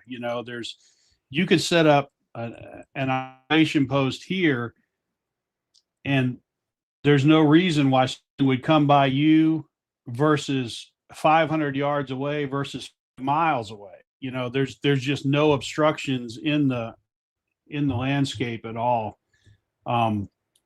The area where I got growled at, and also that not to investigate a lot, that's actually part of a narrow corridor, and maybe that's something that I need to talk about just a second. For people who don't know, in Florida, we have what they have designated as wildlife corridors to allow the wildlife to migrate up and down the state, even though all the construction and development and stuff is going on. Animals can actually get from the Everglades, and there's a corridor on the east side of the state and a corridor on the west side of the state, and they can come up, and it merges again around Ocala, and it actually goes up all the way into the Okefenokee Swamp in Georgia. So what Matt and I did is we looked for areas where the corridor really narrowed. Some of it's really wide, and some of it has to narrow to get through these developed areas. And I've identified a spot it's only like a mile wide. So if these things are there, and if they are moving through there, they got to be leaving some type of artifacts, within that mile strip. So hopefully I'll just put on them one day and be in the right place at the right time. It's hard now because we're in rainy season, and if you don't catch things right away, everything gets beaten down by the next rain. Yeah, because I tell people all the time, the rain is a double-edged sword, where if there was something there and you're planning on going out tomorrow, but it's poured rain all night long, well, it's gone now. Or you might get lucky and be due to the rains, it softened up the soil and you might find something.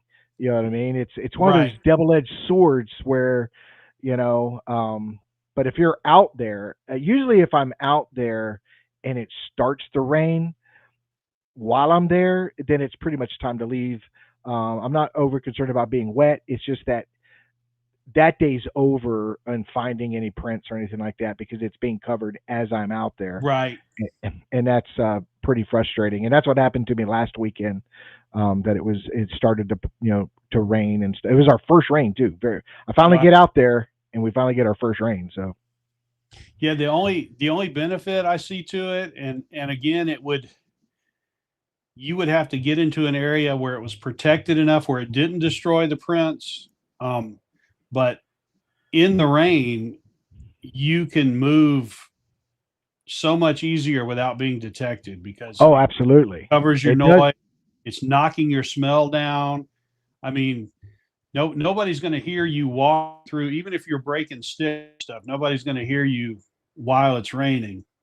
But Correct. again, the rain is not your friend in the way that it destroys anything that might have been, any prints or anything that might be on the ground you might find. It just wash them out or beats out, if the rain's hard enough.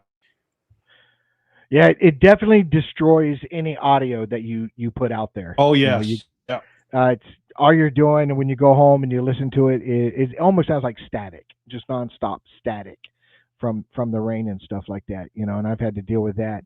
Um, I'm a big fan of audio because my first experience was a vocal, so I Right. get drawn to that subliminally. It just draws me to vocals. But with that said, I don't like sitting down and going through hours upon hours upon hours of audio.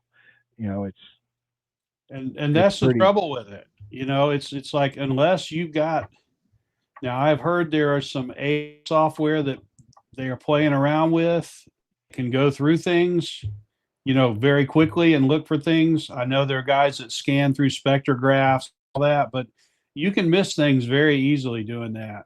And so pretty much it's however many hours you recorded, that's how many hours you've got to listen through. You got to sit and listen to it, and And it you is kind of get in time this consuming. zone where when I do it, I'm like, whoa, how much of that did I miss? I mean, because you just get it's kind of just like a fog you get in when you keep listening to stuff for hours at a time. So My it problem is I'll sit. I have to go somewhere, put on headphones, so I'm really blocking out everything around me and just listening to the audio.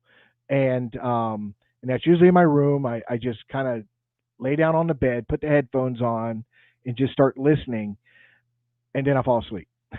Because yeah, that's what I was going to listening to say. nature in my ears for hours on end, you before you know it, you're dozing off. So You get in that zone, and you just start drifting off a little bit. yeah, But yeah, the audio, the tracks. I'm trying to think of what else recently. The growling. That was intimidating. I have to say that was a whoa, what's going on here moment because yeah. you I've been fairly close to some vocalizations that have and luckily for me, and it's all documented on my channel. I had people with me, so it wasn't just me right. hearing this on those major occasions. Last week, I even had a noise. I don't know what it was. It sounded like a deer when they huff, you Mhm. know. But it didn't make sense to me at the time because um, I've been in that area setting up the cameras. I wasn't quiet about it or anything like that. So any deer would have known I was there and not been Right. perturbed by me whatsoever.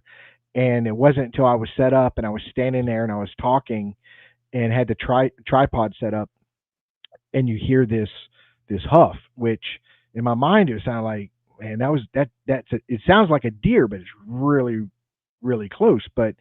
Um, but it was behind this tree line across this Mhm. swampy area, and I'm thinking, well, if it was back there, it wouldn't have seen me. It wouldn't have been spooked by me. And usually deer do that when you're close. I You're was you're a threat. usually from that far away, you wouldn't have been considered enough of a threat for him to huff at you. Correct. and because if it was out in the open, I would have seen it because it's in the video when I set up the trail cams. It's an open swamp area. There's that grass that grows in the swamp that's about knee high or a little mid thigh high, but Right. that's it. So if there was a deer there, I would have seen it.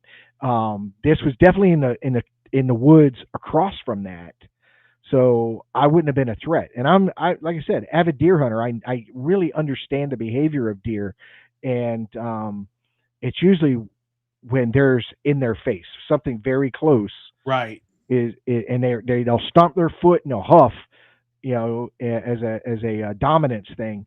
Yes. Um, so I don't know if it was a deer and it was some other predator that might have spooked it. You know what I mean? I don't Hmm. know. So, but I don't believe it was me. I just don't believe it was me. I was just, it was close enough to hear, but I wasn't close enough to be seen. So, Right. you know, My experience, it's like when I surprise them, that's when they do. If I come around a hairpin turn on a trail and surprise them, that's when they do it. But if they hear me coming, usually they just wander off very quietly. right, right. You know, so you have all that. Now, one of the things that we discussed one time is, you have a lot of, uh, let's just call it files of, you know, stuff that you've collected because you've talked about having, videos, different things that, at some point you were looking at creating a channel so people can view this and start something and stuff Right. like that. Which I think is a good idea. I think you should do something like that, and I'll help you any way I can, because the idea is to get the information out there. I You know agree. what I mean? Yep. This granted, we all have certain things that we keep secret that's ours that we're like, I'm gonna wait. You know what I mean? Hmm. Um, but for the most part, you want some stuff out there to not only validate what you're doing and what you're capturing, but also encourage others to get out there and do the Yeah. same thing. Yeah. Because I'm a big advocate of a lot of people should be out there doing this. The more people, the merrier. I don't care. You know what I mean? If it's not if it's me that proves this, great. If it's not, I'm fine with that too, as long as it gets proven by somebody. You know what I Right. mean?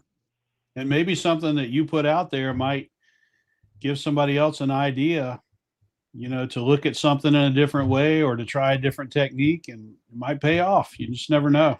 Oh yeah, because I've built relationships with other researchers just due to the evidence that I showed, and they're like, "Wow, I ran into that exact same thing." You know what I mean? And then Right. that brings up that conversation, and you talk, and now you're sharing information, you're sharing ideas and theories and different things and stuff like that. So Yes. Yeah. I think it's a mistake, people that try to hoard all their findings and evidence and stuff. I think you're doing a severe disservice to the whole community, really. yeah, it's like especially you got some people out there that say, this does it or this does it. This will bring them out or that'll bring it out.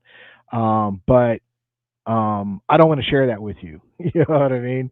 Right. Why not? You know what I mean? If I knew that there was a way to clap my hands and Sasquatch would respond or come out, I want 100 people knowing how to clap their hands that way Yeah. because we got to get this thing done. We got to, you know what I mean? We got to move the ball forward. You know what I mean? Right. And ever since Patterson Gimlin, we've pretty much been on that 10-yard line, and we need to move forward. We need to present a lot more. Like me, I have stuff, but it's shared. So I don't put it out there because the other people involved said no. Let's hold off on this, and I respect them, and I'm a man of my word. So, um, but there's a lot of interesting stuff out there. So now you, where do you stand on what is Sasquatch or skunk ape? What is it to you? To me, what I saw, what I encountered, and got to look at pretty closely, there's no doubt in my mind it was an animal. Um, I don't know what type of animal, The closest I can come to is what I've heard people describe as a Bigfoot, but I can't swear that's what it was. I don't know what it was, but that's what it looked like. But it definitely was an animal. There was there was a mosquitoes were after it. You could see it breathing. Its shoulders were I could hear it lightly breathing. It wasn't huffing or growling or anything, but its shoulders were moving. You could hear it breathing lightly. I could see muscles moving. I mean, to me, it was an animal. And I'll go a step farther with that, and I'm not going to get into any of the other theories on it because I know that's beyond the scope of what we're dealing with tonight. But to me, if it's anything other than a flesh and blood animal, I just think we're all wasting our time, because since the beginning of time, people have been trying to document paranormal activity, with seances and everything, all the way back. I'm not talking about just Bigfoot, but I'm talking about paranormal period with ghosts and all that stuff. And nobody's ever been able to do it. And I think that, if this is not an animal that we can interact with, then we're pretty much just wasting our time trying to document it. It's funny that you say that because Wednesday night, me and Johnny were interviewed on another podcast, and I thought it was Johnny, and I brought it up. I thought it was Johnny that said it to me, but now I know it was you. That when you made the comment, if it is paranormal, then we're wasting our time. There's no way we're going to prove it, and I 100% agree with that. You know what I mean? Because paranormal investigating has been going on for a very long time, and again, that's another field that is not moving the ball forward either. You know what I mean? So I'm with you. As far as it's an animal, it's a living, breathing, creature that is surviving and multiplying and is just good at what it does, and which is avoidance. It does want to avoid us. And you bring up a good point when you talk about you were that close to it and it did not harm you. It got up, it just started to walk away. And I brought that up many times too, where I'm not saying they're not aggressive or they won't hurt you, but I don't think that's their first thought process is, ooh, human kill. You know what I mean? Right. And there are people who have that philosophy that they think they're only out there trying to hunt people down, or not just people, but anything, Right. I'm like you. I think there are probably crazy ones if this is what it is, and this is all hypothetical, but in my mind, there are probably crazy ones just like there are crazy people, unpredictable. But anything that gets into the right circumstance is going to react defensively or even offensively. Absolutely. They feel it's necessary. So I think And that's how I feel. Yeah. Go ahead. If I would have threatened it, maybe, if I would have approached it, who knows what would have happened. But I was just kind of dumbfounded, just standing there. And I think he just got tired of waiting for me to leave. Right. At least that's the feeling I got, and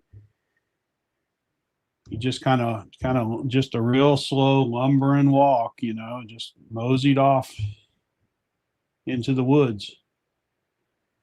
Yeah, because and that's where I stand on it too, is that other than us being a little bit interesting to them, I think that's about as far as it goes. I think at best we're entertainment when we're camping and hiking and they're watching.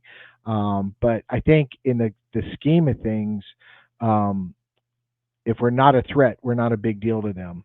I think those that possibly have been harmed by a Bigfoot or something like that probably got too close, probably got close too young and didn't realize it, or threatened them, shot at them or something like that. Mm-hmm. And, and as soon as you become the aggressor, well, they're going to react. A bear would, if you see a bear and you're like, oh, and then he'll look at you and freak out and he'll leave.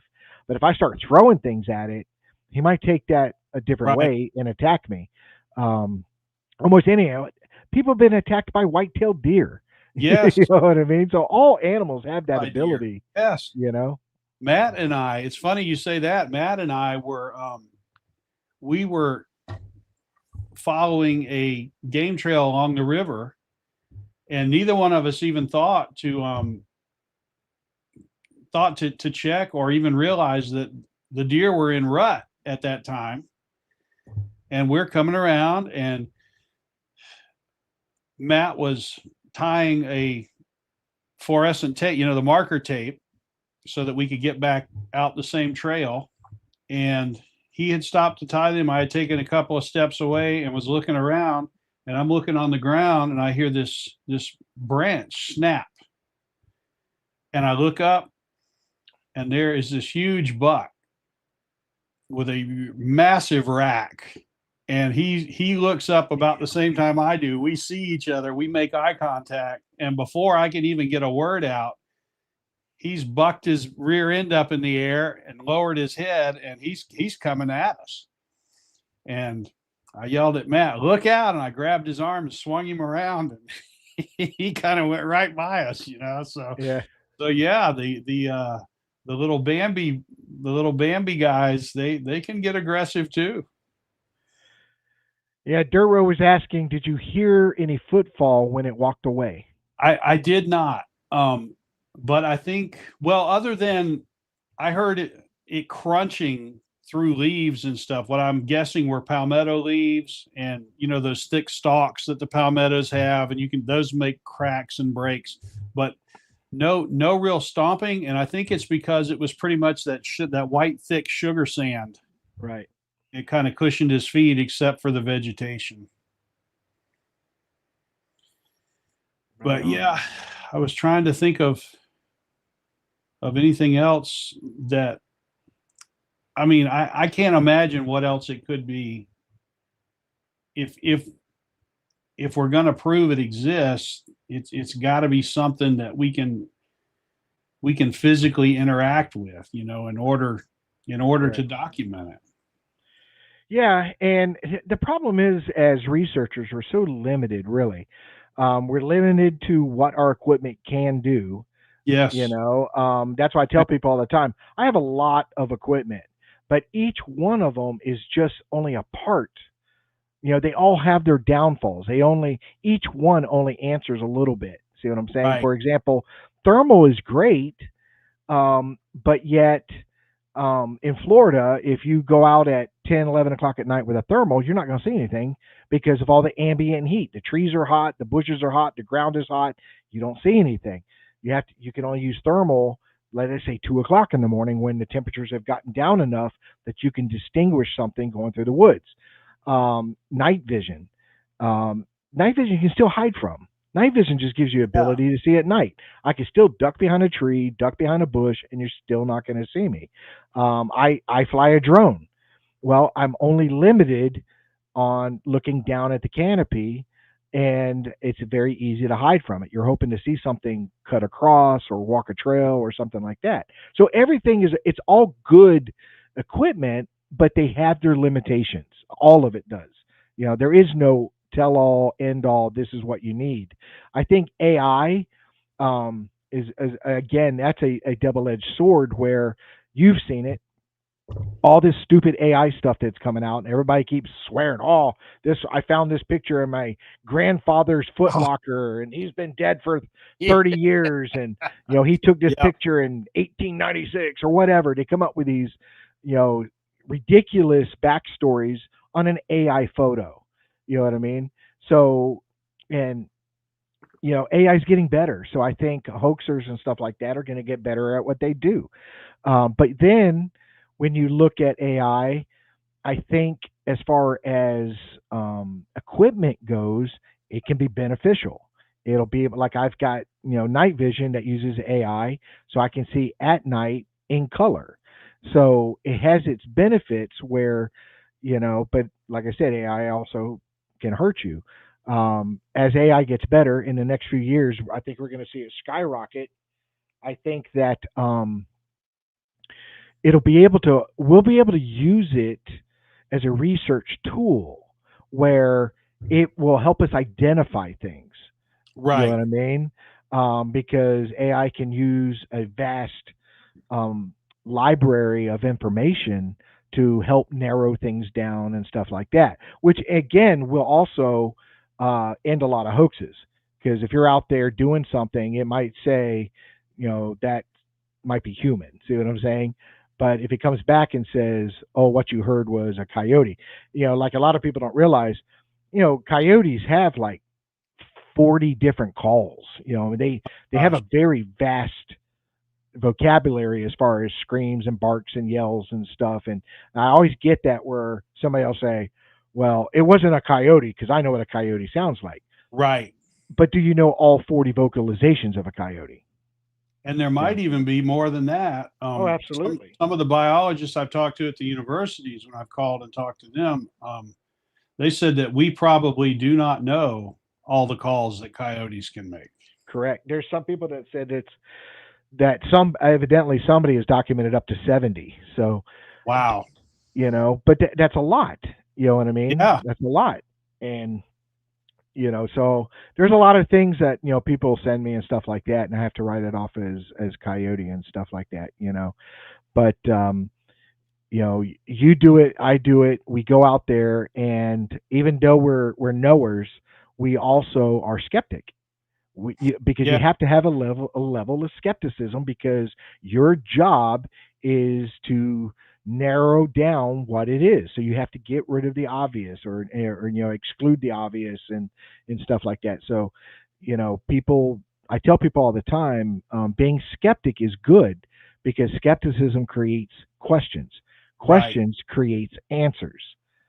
And if something's real, it's going to survive being questioned. Correct. Where if it's a hunch, then you might be able to talk yourself out of it, which is a good thing. I like to say it ain't Bigfoot until it's Bigfoot. If Correct. we're not out there trying to identify every noise and every twig break and everything in the bushes as being something unexplained. And Oh, absolutely. And the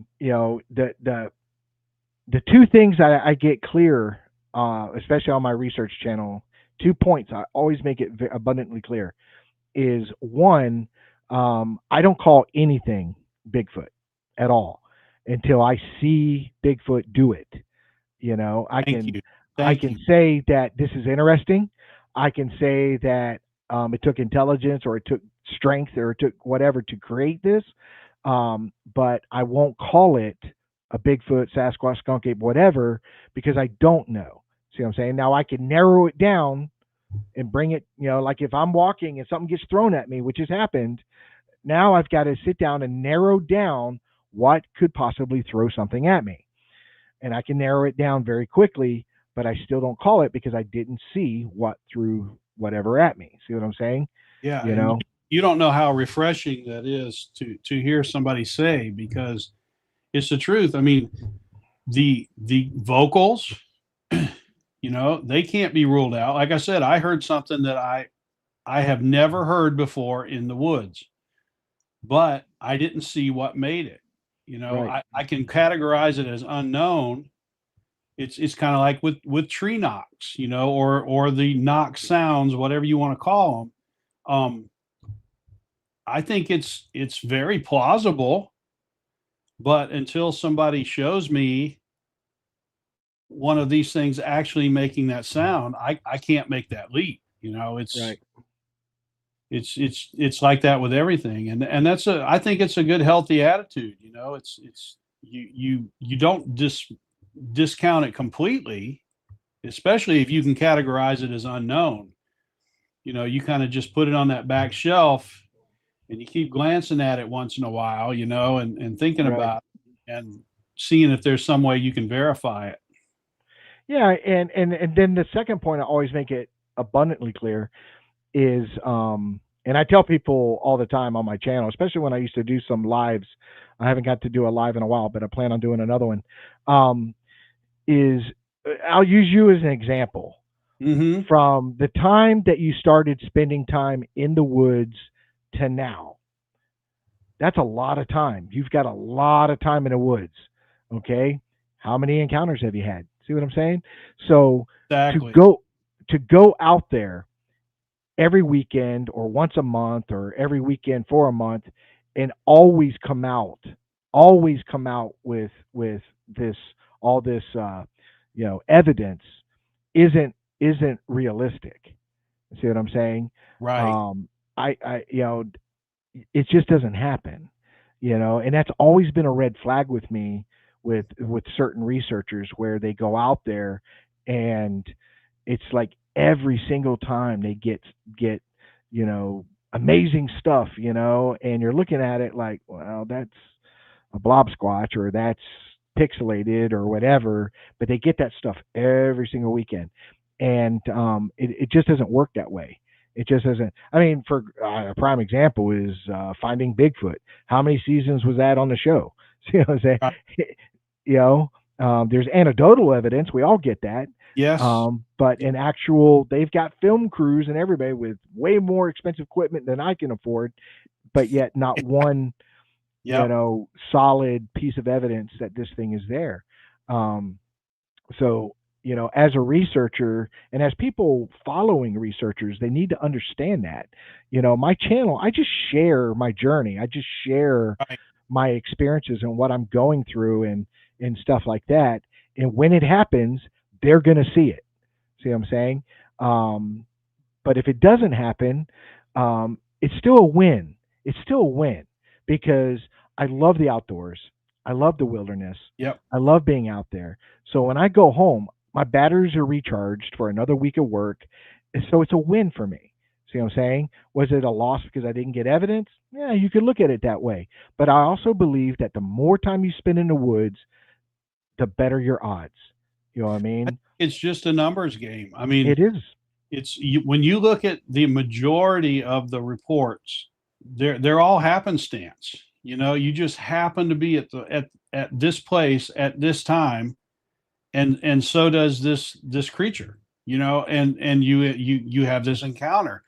Um, but I mean, I look at it like it took me 40 years to literally stumble upon one of these things, Right. having no idea that they could even possibly be there. Um, and so people will say, and I say, well, is it going to be another 40 years before it happens again? And people say, well, now you're looking for them, so that increases your chances. I said, okay, so let's double that. So that means only 20 years. Right. Or triple it. You can do it, but you're still talking about just it just happens that you're in the right place at the right time. Yeah, absolutely. And I say, and I've said it a dozen times, it's happenstance. You happen to be at the right place at the right time. It's finding a needle in a perpetual haystack. Yes. And most when you sit down and you start actually, I tell people all this, actually do your homework, read the reports. Okay. Go to the BFRO, read the reports. Go to the Bigfoot Mapping Project, read the reports. It's almost every single time it's happenstance. I happened to be riding my bike and it ran in front of me. I was hiking down a trail and it crossed in front of me. I was fishing and it came up to across the riverbank or across the pond.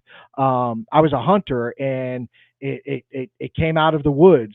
It's always it's happenstance is so. Even though I'm out there and you're out there and we're looking for this thing religiously, um, anybody has an opportunity to find this thing riding down a road. How many times have Yeah. we heard the thing crossed in front of me on the road?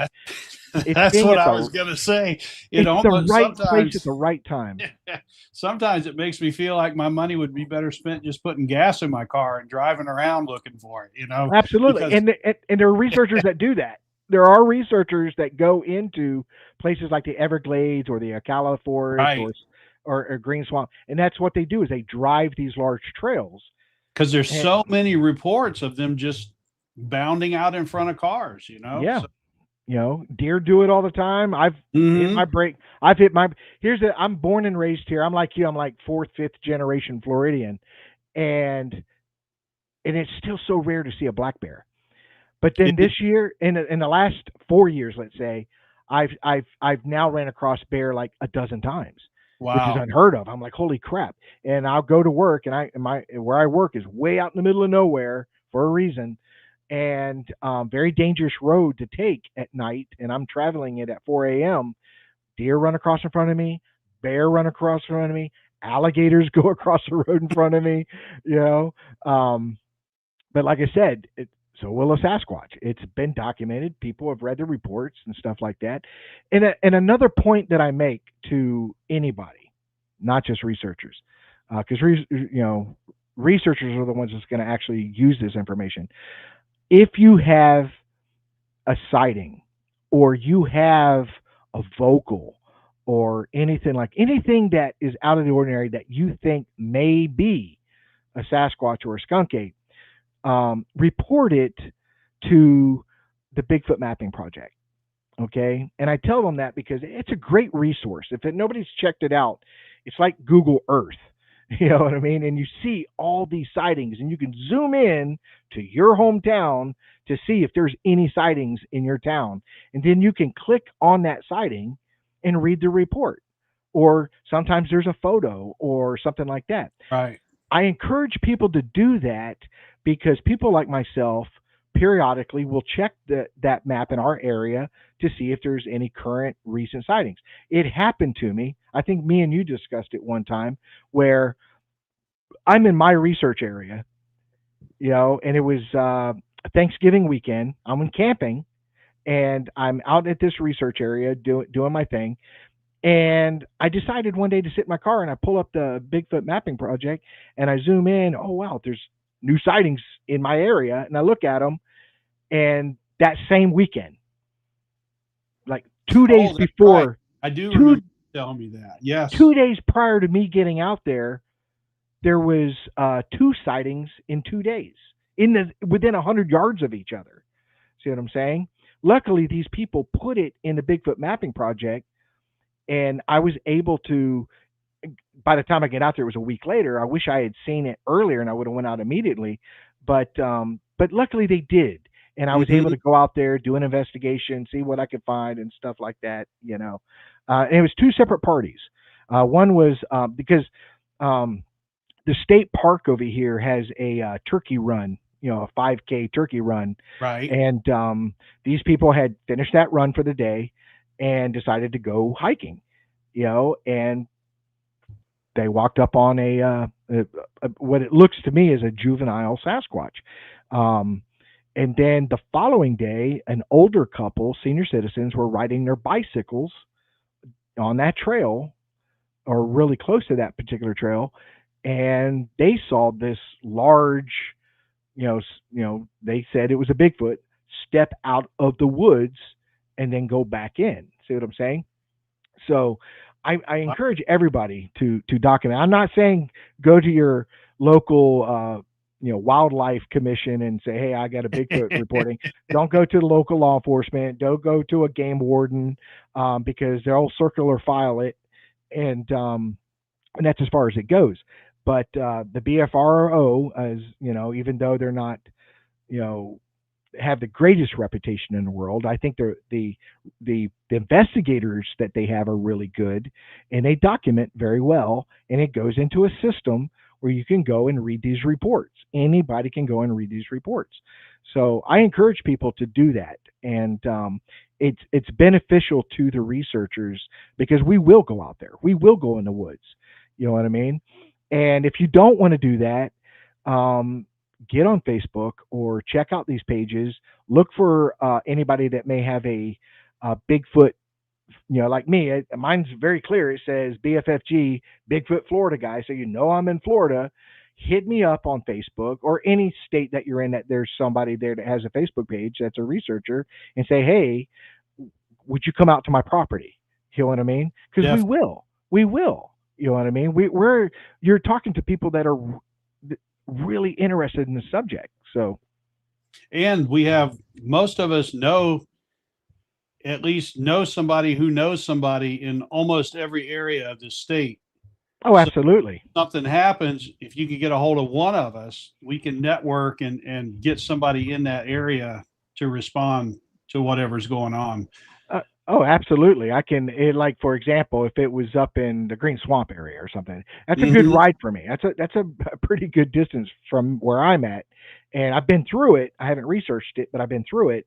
Um, but if I know of a research group that's up there that I feel comfortable, you know, recommending, I'll do Right. it. Absolutely, I'll do it. But you have to be somebody you feel comfortable with, you Yeah, know, that's a good point. Yeah. because you've been in this field long enough. You've ran into enough researchers. Florida's no exception. I'm pretty sure every state has it. There are some researchers out there that are just, I wouldn't waste my time. I wouldn't Right. waste my time. You know, But yeah, I love to do that. That's one of my favorite things to do is to find out something about an area or have somebody say, "Hey, could you come take a look at this?" And in right? fact, that's on my Gmail. I'll put that up later if Richard doesn't have a problem with it. But it's called the I'm my group is called the Swamp, the Southwest Wood Ape Monitoring Project. You need a Um, shorter name. I know it, but that's why I call it the Swamp. But my Gmail is the Swamp Investigator. I like to go out and see these things. I mean, not to see these things, but to see these areas. I would Right. love to see these things. That hasn't happened, but I love to go out and investigate. And if you have something on your property and you want it investigated, I'll come out there. I'll hang out for multiple nights if I need to, and or whatever. Oh yeah, But and one of the other things I bring up, because I'll talk to people and they'll say, well, I only have 10 acres of land, or 4 acres of land, or 5 acres of land, and my very next question is, well, how much land butts up to your 4 or 5 acres? that's the thing. They're like, Yeah. oh well, I butt up to a preserve. There's thousands of acres. Well, then you have thousands of acres because Bigfoot does not know your border of your property. Right. Or You know is what I there mean? a creek? Is there a creek or a river or something that some low land that would give them unseen access to that area? Also. Correct. Water sources are very important. Very important. Water sustains life. Period. Yes. So if like we were in a drought, you live here in Florida. We're in a. They said the biggest drought we've had in 24 years. And I We're can't starting to believe get. that because we Yeah. just had two massive hurricanes come through. And there was so much water, it was almost flooding the roads out. Yeah. And you've been here, and I don't know if you remember, because we would go into town to eat and do stuff like that. And my town is built around a huge lake. Yes. A very, very large lake. When I was in high school, we had a drought so bad that you could drive a truck across that massive lake. That's so That's how dry it was. You know what I mean? It was that bad. So when they say, I always look back at that when they say, "Oh, we're in a drought, it's the worst drought in 24 years." I'm like, I've seen it a lot worse. I've seen it a lot worse. So yeah, there was probably about 10 years ago, maybe somewhere around there, we had a drought and the Withlacoochee River actually dried up. I mean, there was a spot underneath the interstate where you could walk across mussel shells and never even get your feet wet and go across the entire river. this It's sad. this this person asked a question: are there any Bigfoot sightings near Dulce Underground Alien Base? Um, I don't even know where that's at. I think it's So out in familiar.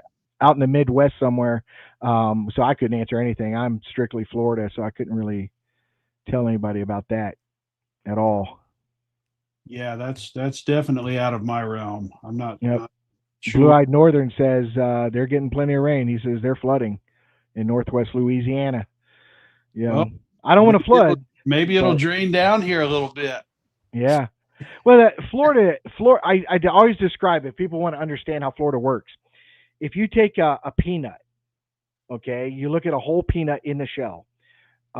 That's Florida, and the surface of the top of the peanut is where we live, but it's hollow. It's an Yeah, aquifer.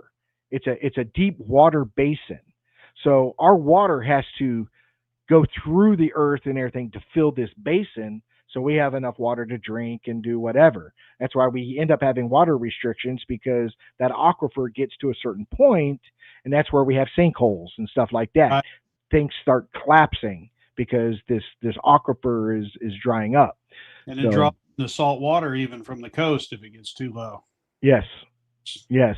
I flew over this lake, years ago in a small Cessna, and and Lake Jackson is a very large lake, and you can see from the air sinkholes in the lake. Oh, You wow. know. You can see the sinkholes. So Wow. But yeah, I guess I can go into a little bit about, I didn't want to copy everybody else in the way I investigate. I try to specialize like into, how can I put this? I like to access areas that are difficult to access, if that makes any sense. Correct. There are 3 areas I access that I use a canoe to get into. 2 of them you can only get into by canoe. One of them it's more convenient to use a canoe than it is to walk the long way around, and that's where I have a trail camera. One of them is remote enough that it's what they call unmaintained. If a tree falls across the river, it's going to stay there until it rots. right. So you either have to get out of the canoe and haul the canoe over the log, or what I like to do, that's why I don't use a kayak, because canoes are so much more stable. You can stand up in the canoe and sit on the log and pull the canoe over the tree and then bring it back sideways and get back in it and go back in there. If you get lost or get hurt back in there, the only rescue is by being winched up by a helicopter. And because the airboats can't get in, only like a rescue crew in a canoe could get in there, but then look at what they've got to do to get you out, so That's if they know where you're at. Right. You've got to be able to show them where you are. So I like that area. It's very remote. I've never seen another person back there at the same time I was back there. I know occasionally there are really motivated canoers that go through there, but I've never seen anybody camp back there. And I don't know that it's illegal, and I haven't felt the need to ask, if you know what I mean. Well, and that's funny because me and you brought that up last year when we were camping there and stuff, and I told you about this one area where reported sightings. There's nothing recorded, but reported sightings where but it's no trespassing. It's a huge wilderness area, but it says no trespassing. But if you take it by the river by kayak or canoe, there is a law on this river that you are allowed, no matter, even if somebody's got $1 million home with a lawn that goes all the way down to the water, you're allowed to camp anywhere on that river so many feet from the river. So I'm thinking, man, if because I think we discussed it one time where if me and you get the kayaks or whatever and go down this river, we ain't got to go far, and then pull off to the side of the river, pull the kayaks up into the brush and enter it from that way, because there's no trespassing signs on the river. You know what I mean? Right. But on the roadsides going around this property, there is. So I might use that as a catch-22 that I can get in there and look around. See what I'm saying? It's that old saying, it's easy. Sometimes it's easier to seek forgiveness than permission. Yeah. I'm too pretty for jail. And I'm too poor. I'd rather buy equipment than spend it on legal fees. That's for sure. You gonna eat that cornbread? You can have it, buddy. You can have all the cornbread you want. Just leave me alone. Oh, that's funny. But no, there's the canoe thing, which I like to do. E-bikes have just been and I hate to use the word, it's so cliche, but they have been a complete game changer for me. I'm disabled from Lyme disease. I can't do as much as I used to do anymore with arthritis and stuff.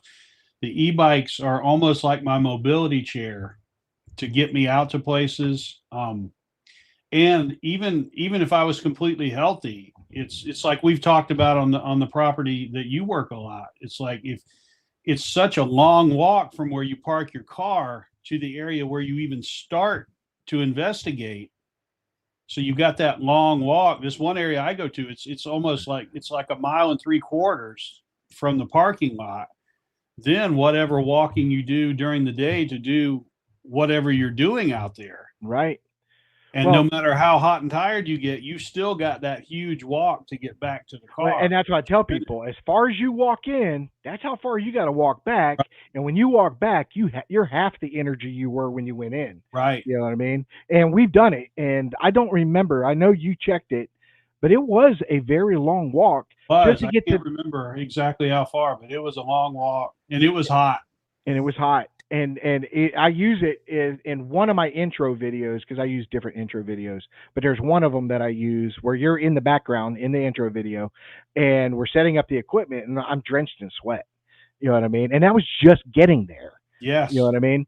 And that's what I try to explain to people is when they see my videos and they're 30 minutes, 40 minutes, or whatever. Sometimes I hit an hour, which I don't like to do. At least I like to make it palatable because all of us, you know, I suffer from it too. Our attention span is just too short. But it's 4 or 5 hours that I'm narrowing down to 30 minutes or 40 minutes. Right. Because there's so much just walking and listening and stopping and just I'll walk so far and stop just to hear and just look around and stuff like that, you know. So, you know, a lot of people don't realize, you know, the time spent. There is a lot of time spent out there, you know, and that's my exercise. That is absolutely my exercise. Well, what I've been doing with the bikes, and I had even talked about you about bringing my wife's bike next time I come down, and we can try it out, see if you like it. As long as it doesn't have a basket in the front with flowers. No. It's actually a guy's bike, but it's the one I used to use, but it couldn't get me out deep enough into the woods. The motor wasn't as powerful enough, and so I got a new bike and gave that one to my wife. So it's a manly bike, so don't worry, it'll be okay.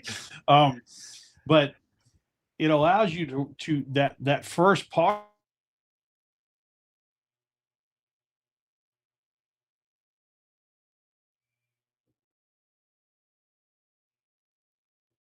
We froze up. Hang in there, guys. It's definitely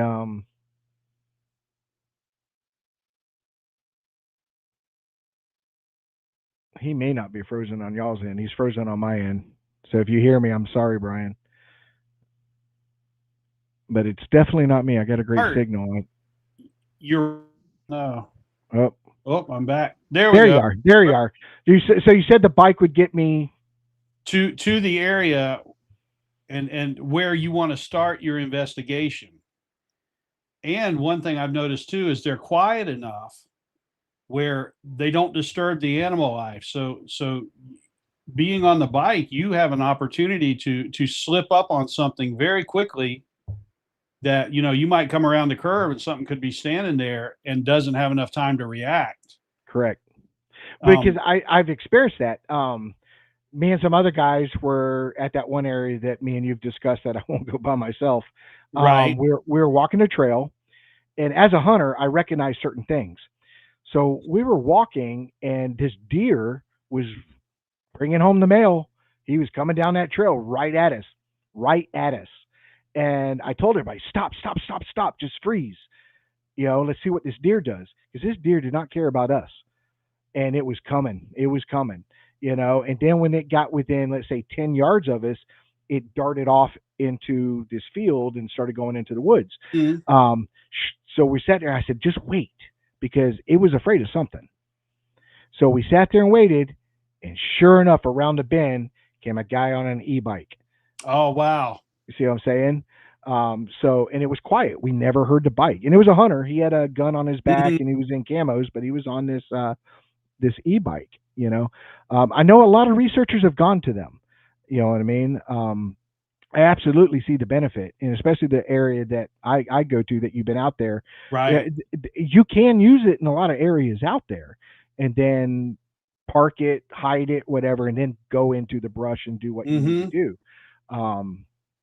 but I personally have never tried one, so I don't know. Right. You know. The other advantage, and depending on what type bike you get, um, it's got a lot of cargo capability. So if you're going out remote and you want to camp, or you want to take a bunch of night observation equipment and batteries, and all the stuff that you would have to just hump out there on your back, you can put that on the racks on the bike and carry it out there. And so it Right. gives extra water, whatever else you would need, and you can supply yourself. So it helps a lot that way too, especially in the heat. Oh yeah, you can imagine when we were out there and we were in that one area, and trust me, it goes even further back. I Mhm. have taken it all the way to the very back, all the way, Wow. and all that's back there is a barbed wire fence, and then it just keeps going after that. It's Wow. just that barbed wire fence is the county line, so we're right Hmm. on the edge of the county, and then that goes into the next county, and so if I wanted to, you know, break the law and go over that fence, I can continue on for who knows how many more miles. But you can imagine being even where we were at and finding a print that we want to cast. But that's a long way back to get to the Yep, it vehicle to sure get the is. stuff, And you know? plaster. I don't care what medium you're using, plaster or whatever. It's all heavy, and unless you're by a water source, you got to carry enough water, to mix the plaster. So Yep. Yep. it's a huge burden if you've got to carry all that stuff on your back. Right.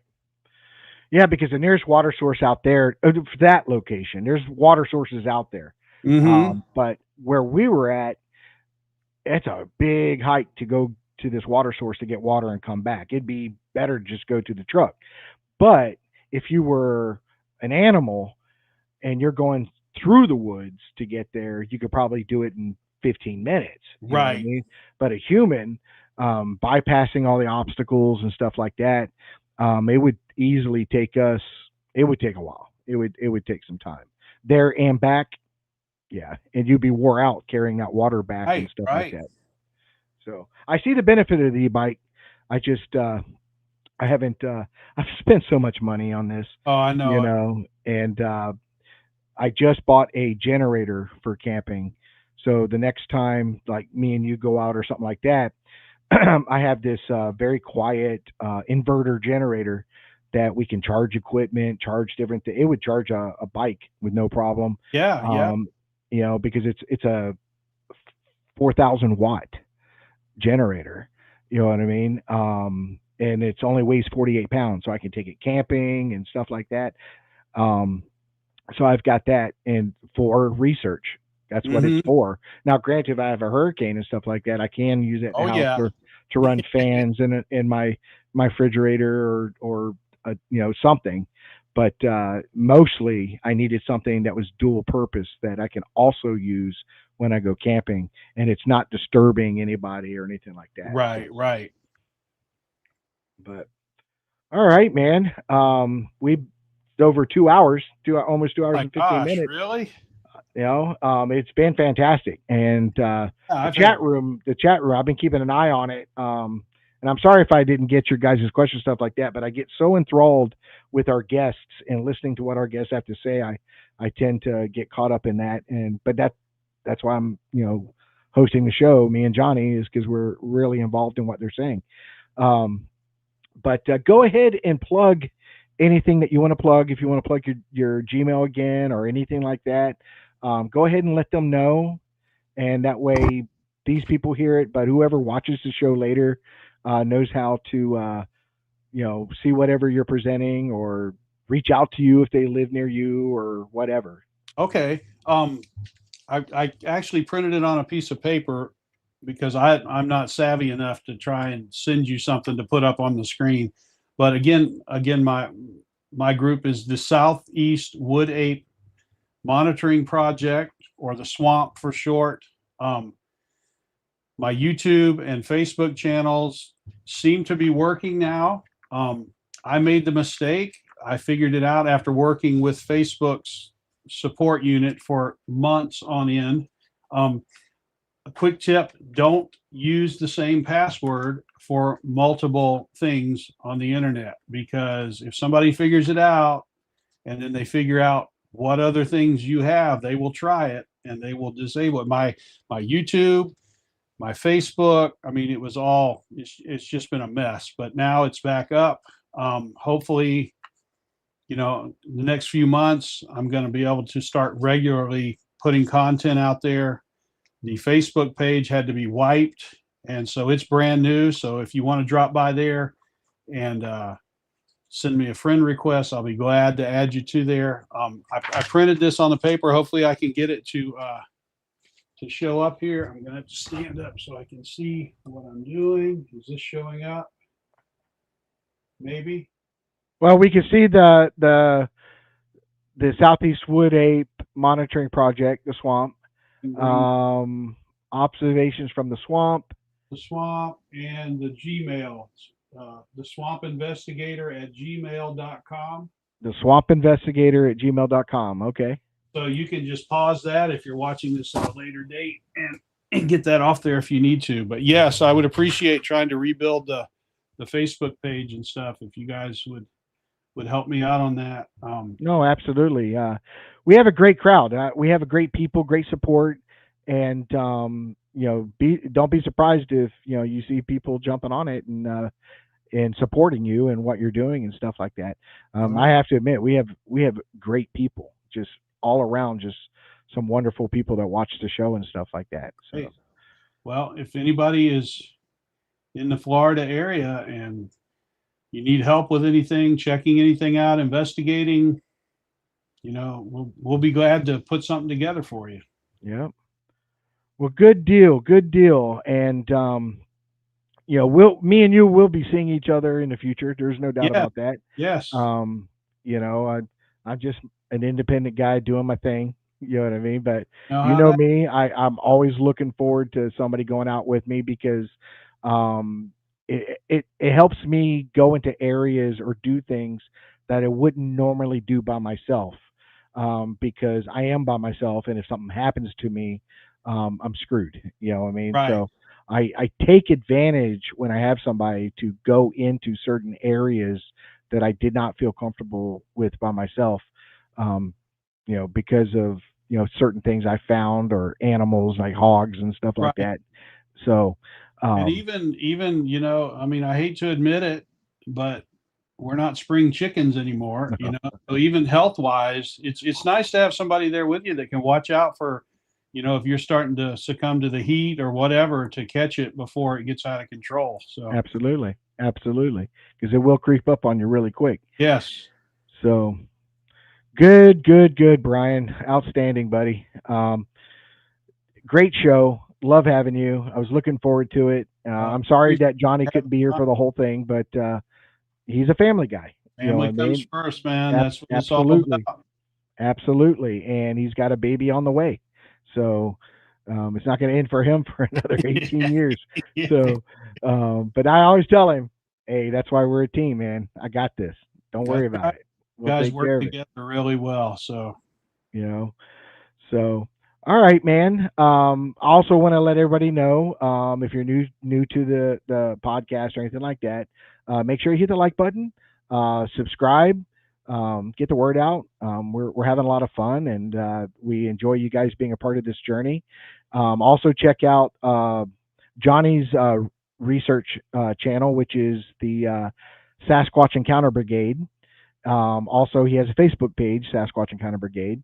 Check out my research channel, which is BFFG, Bigfoot Florida Guy.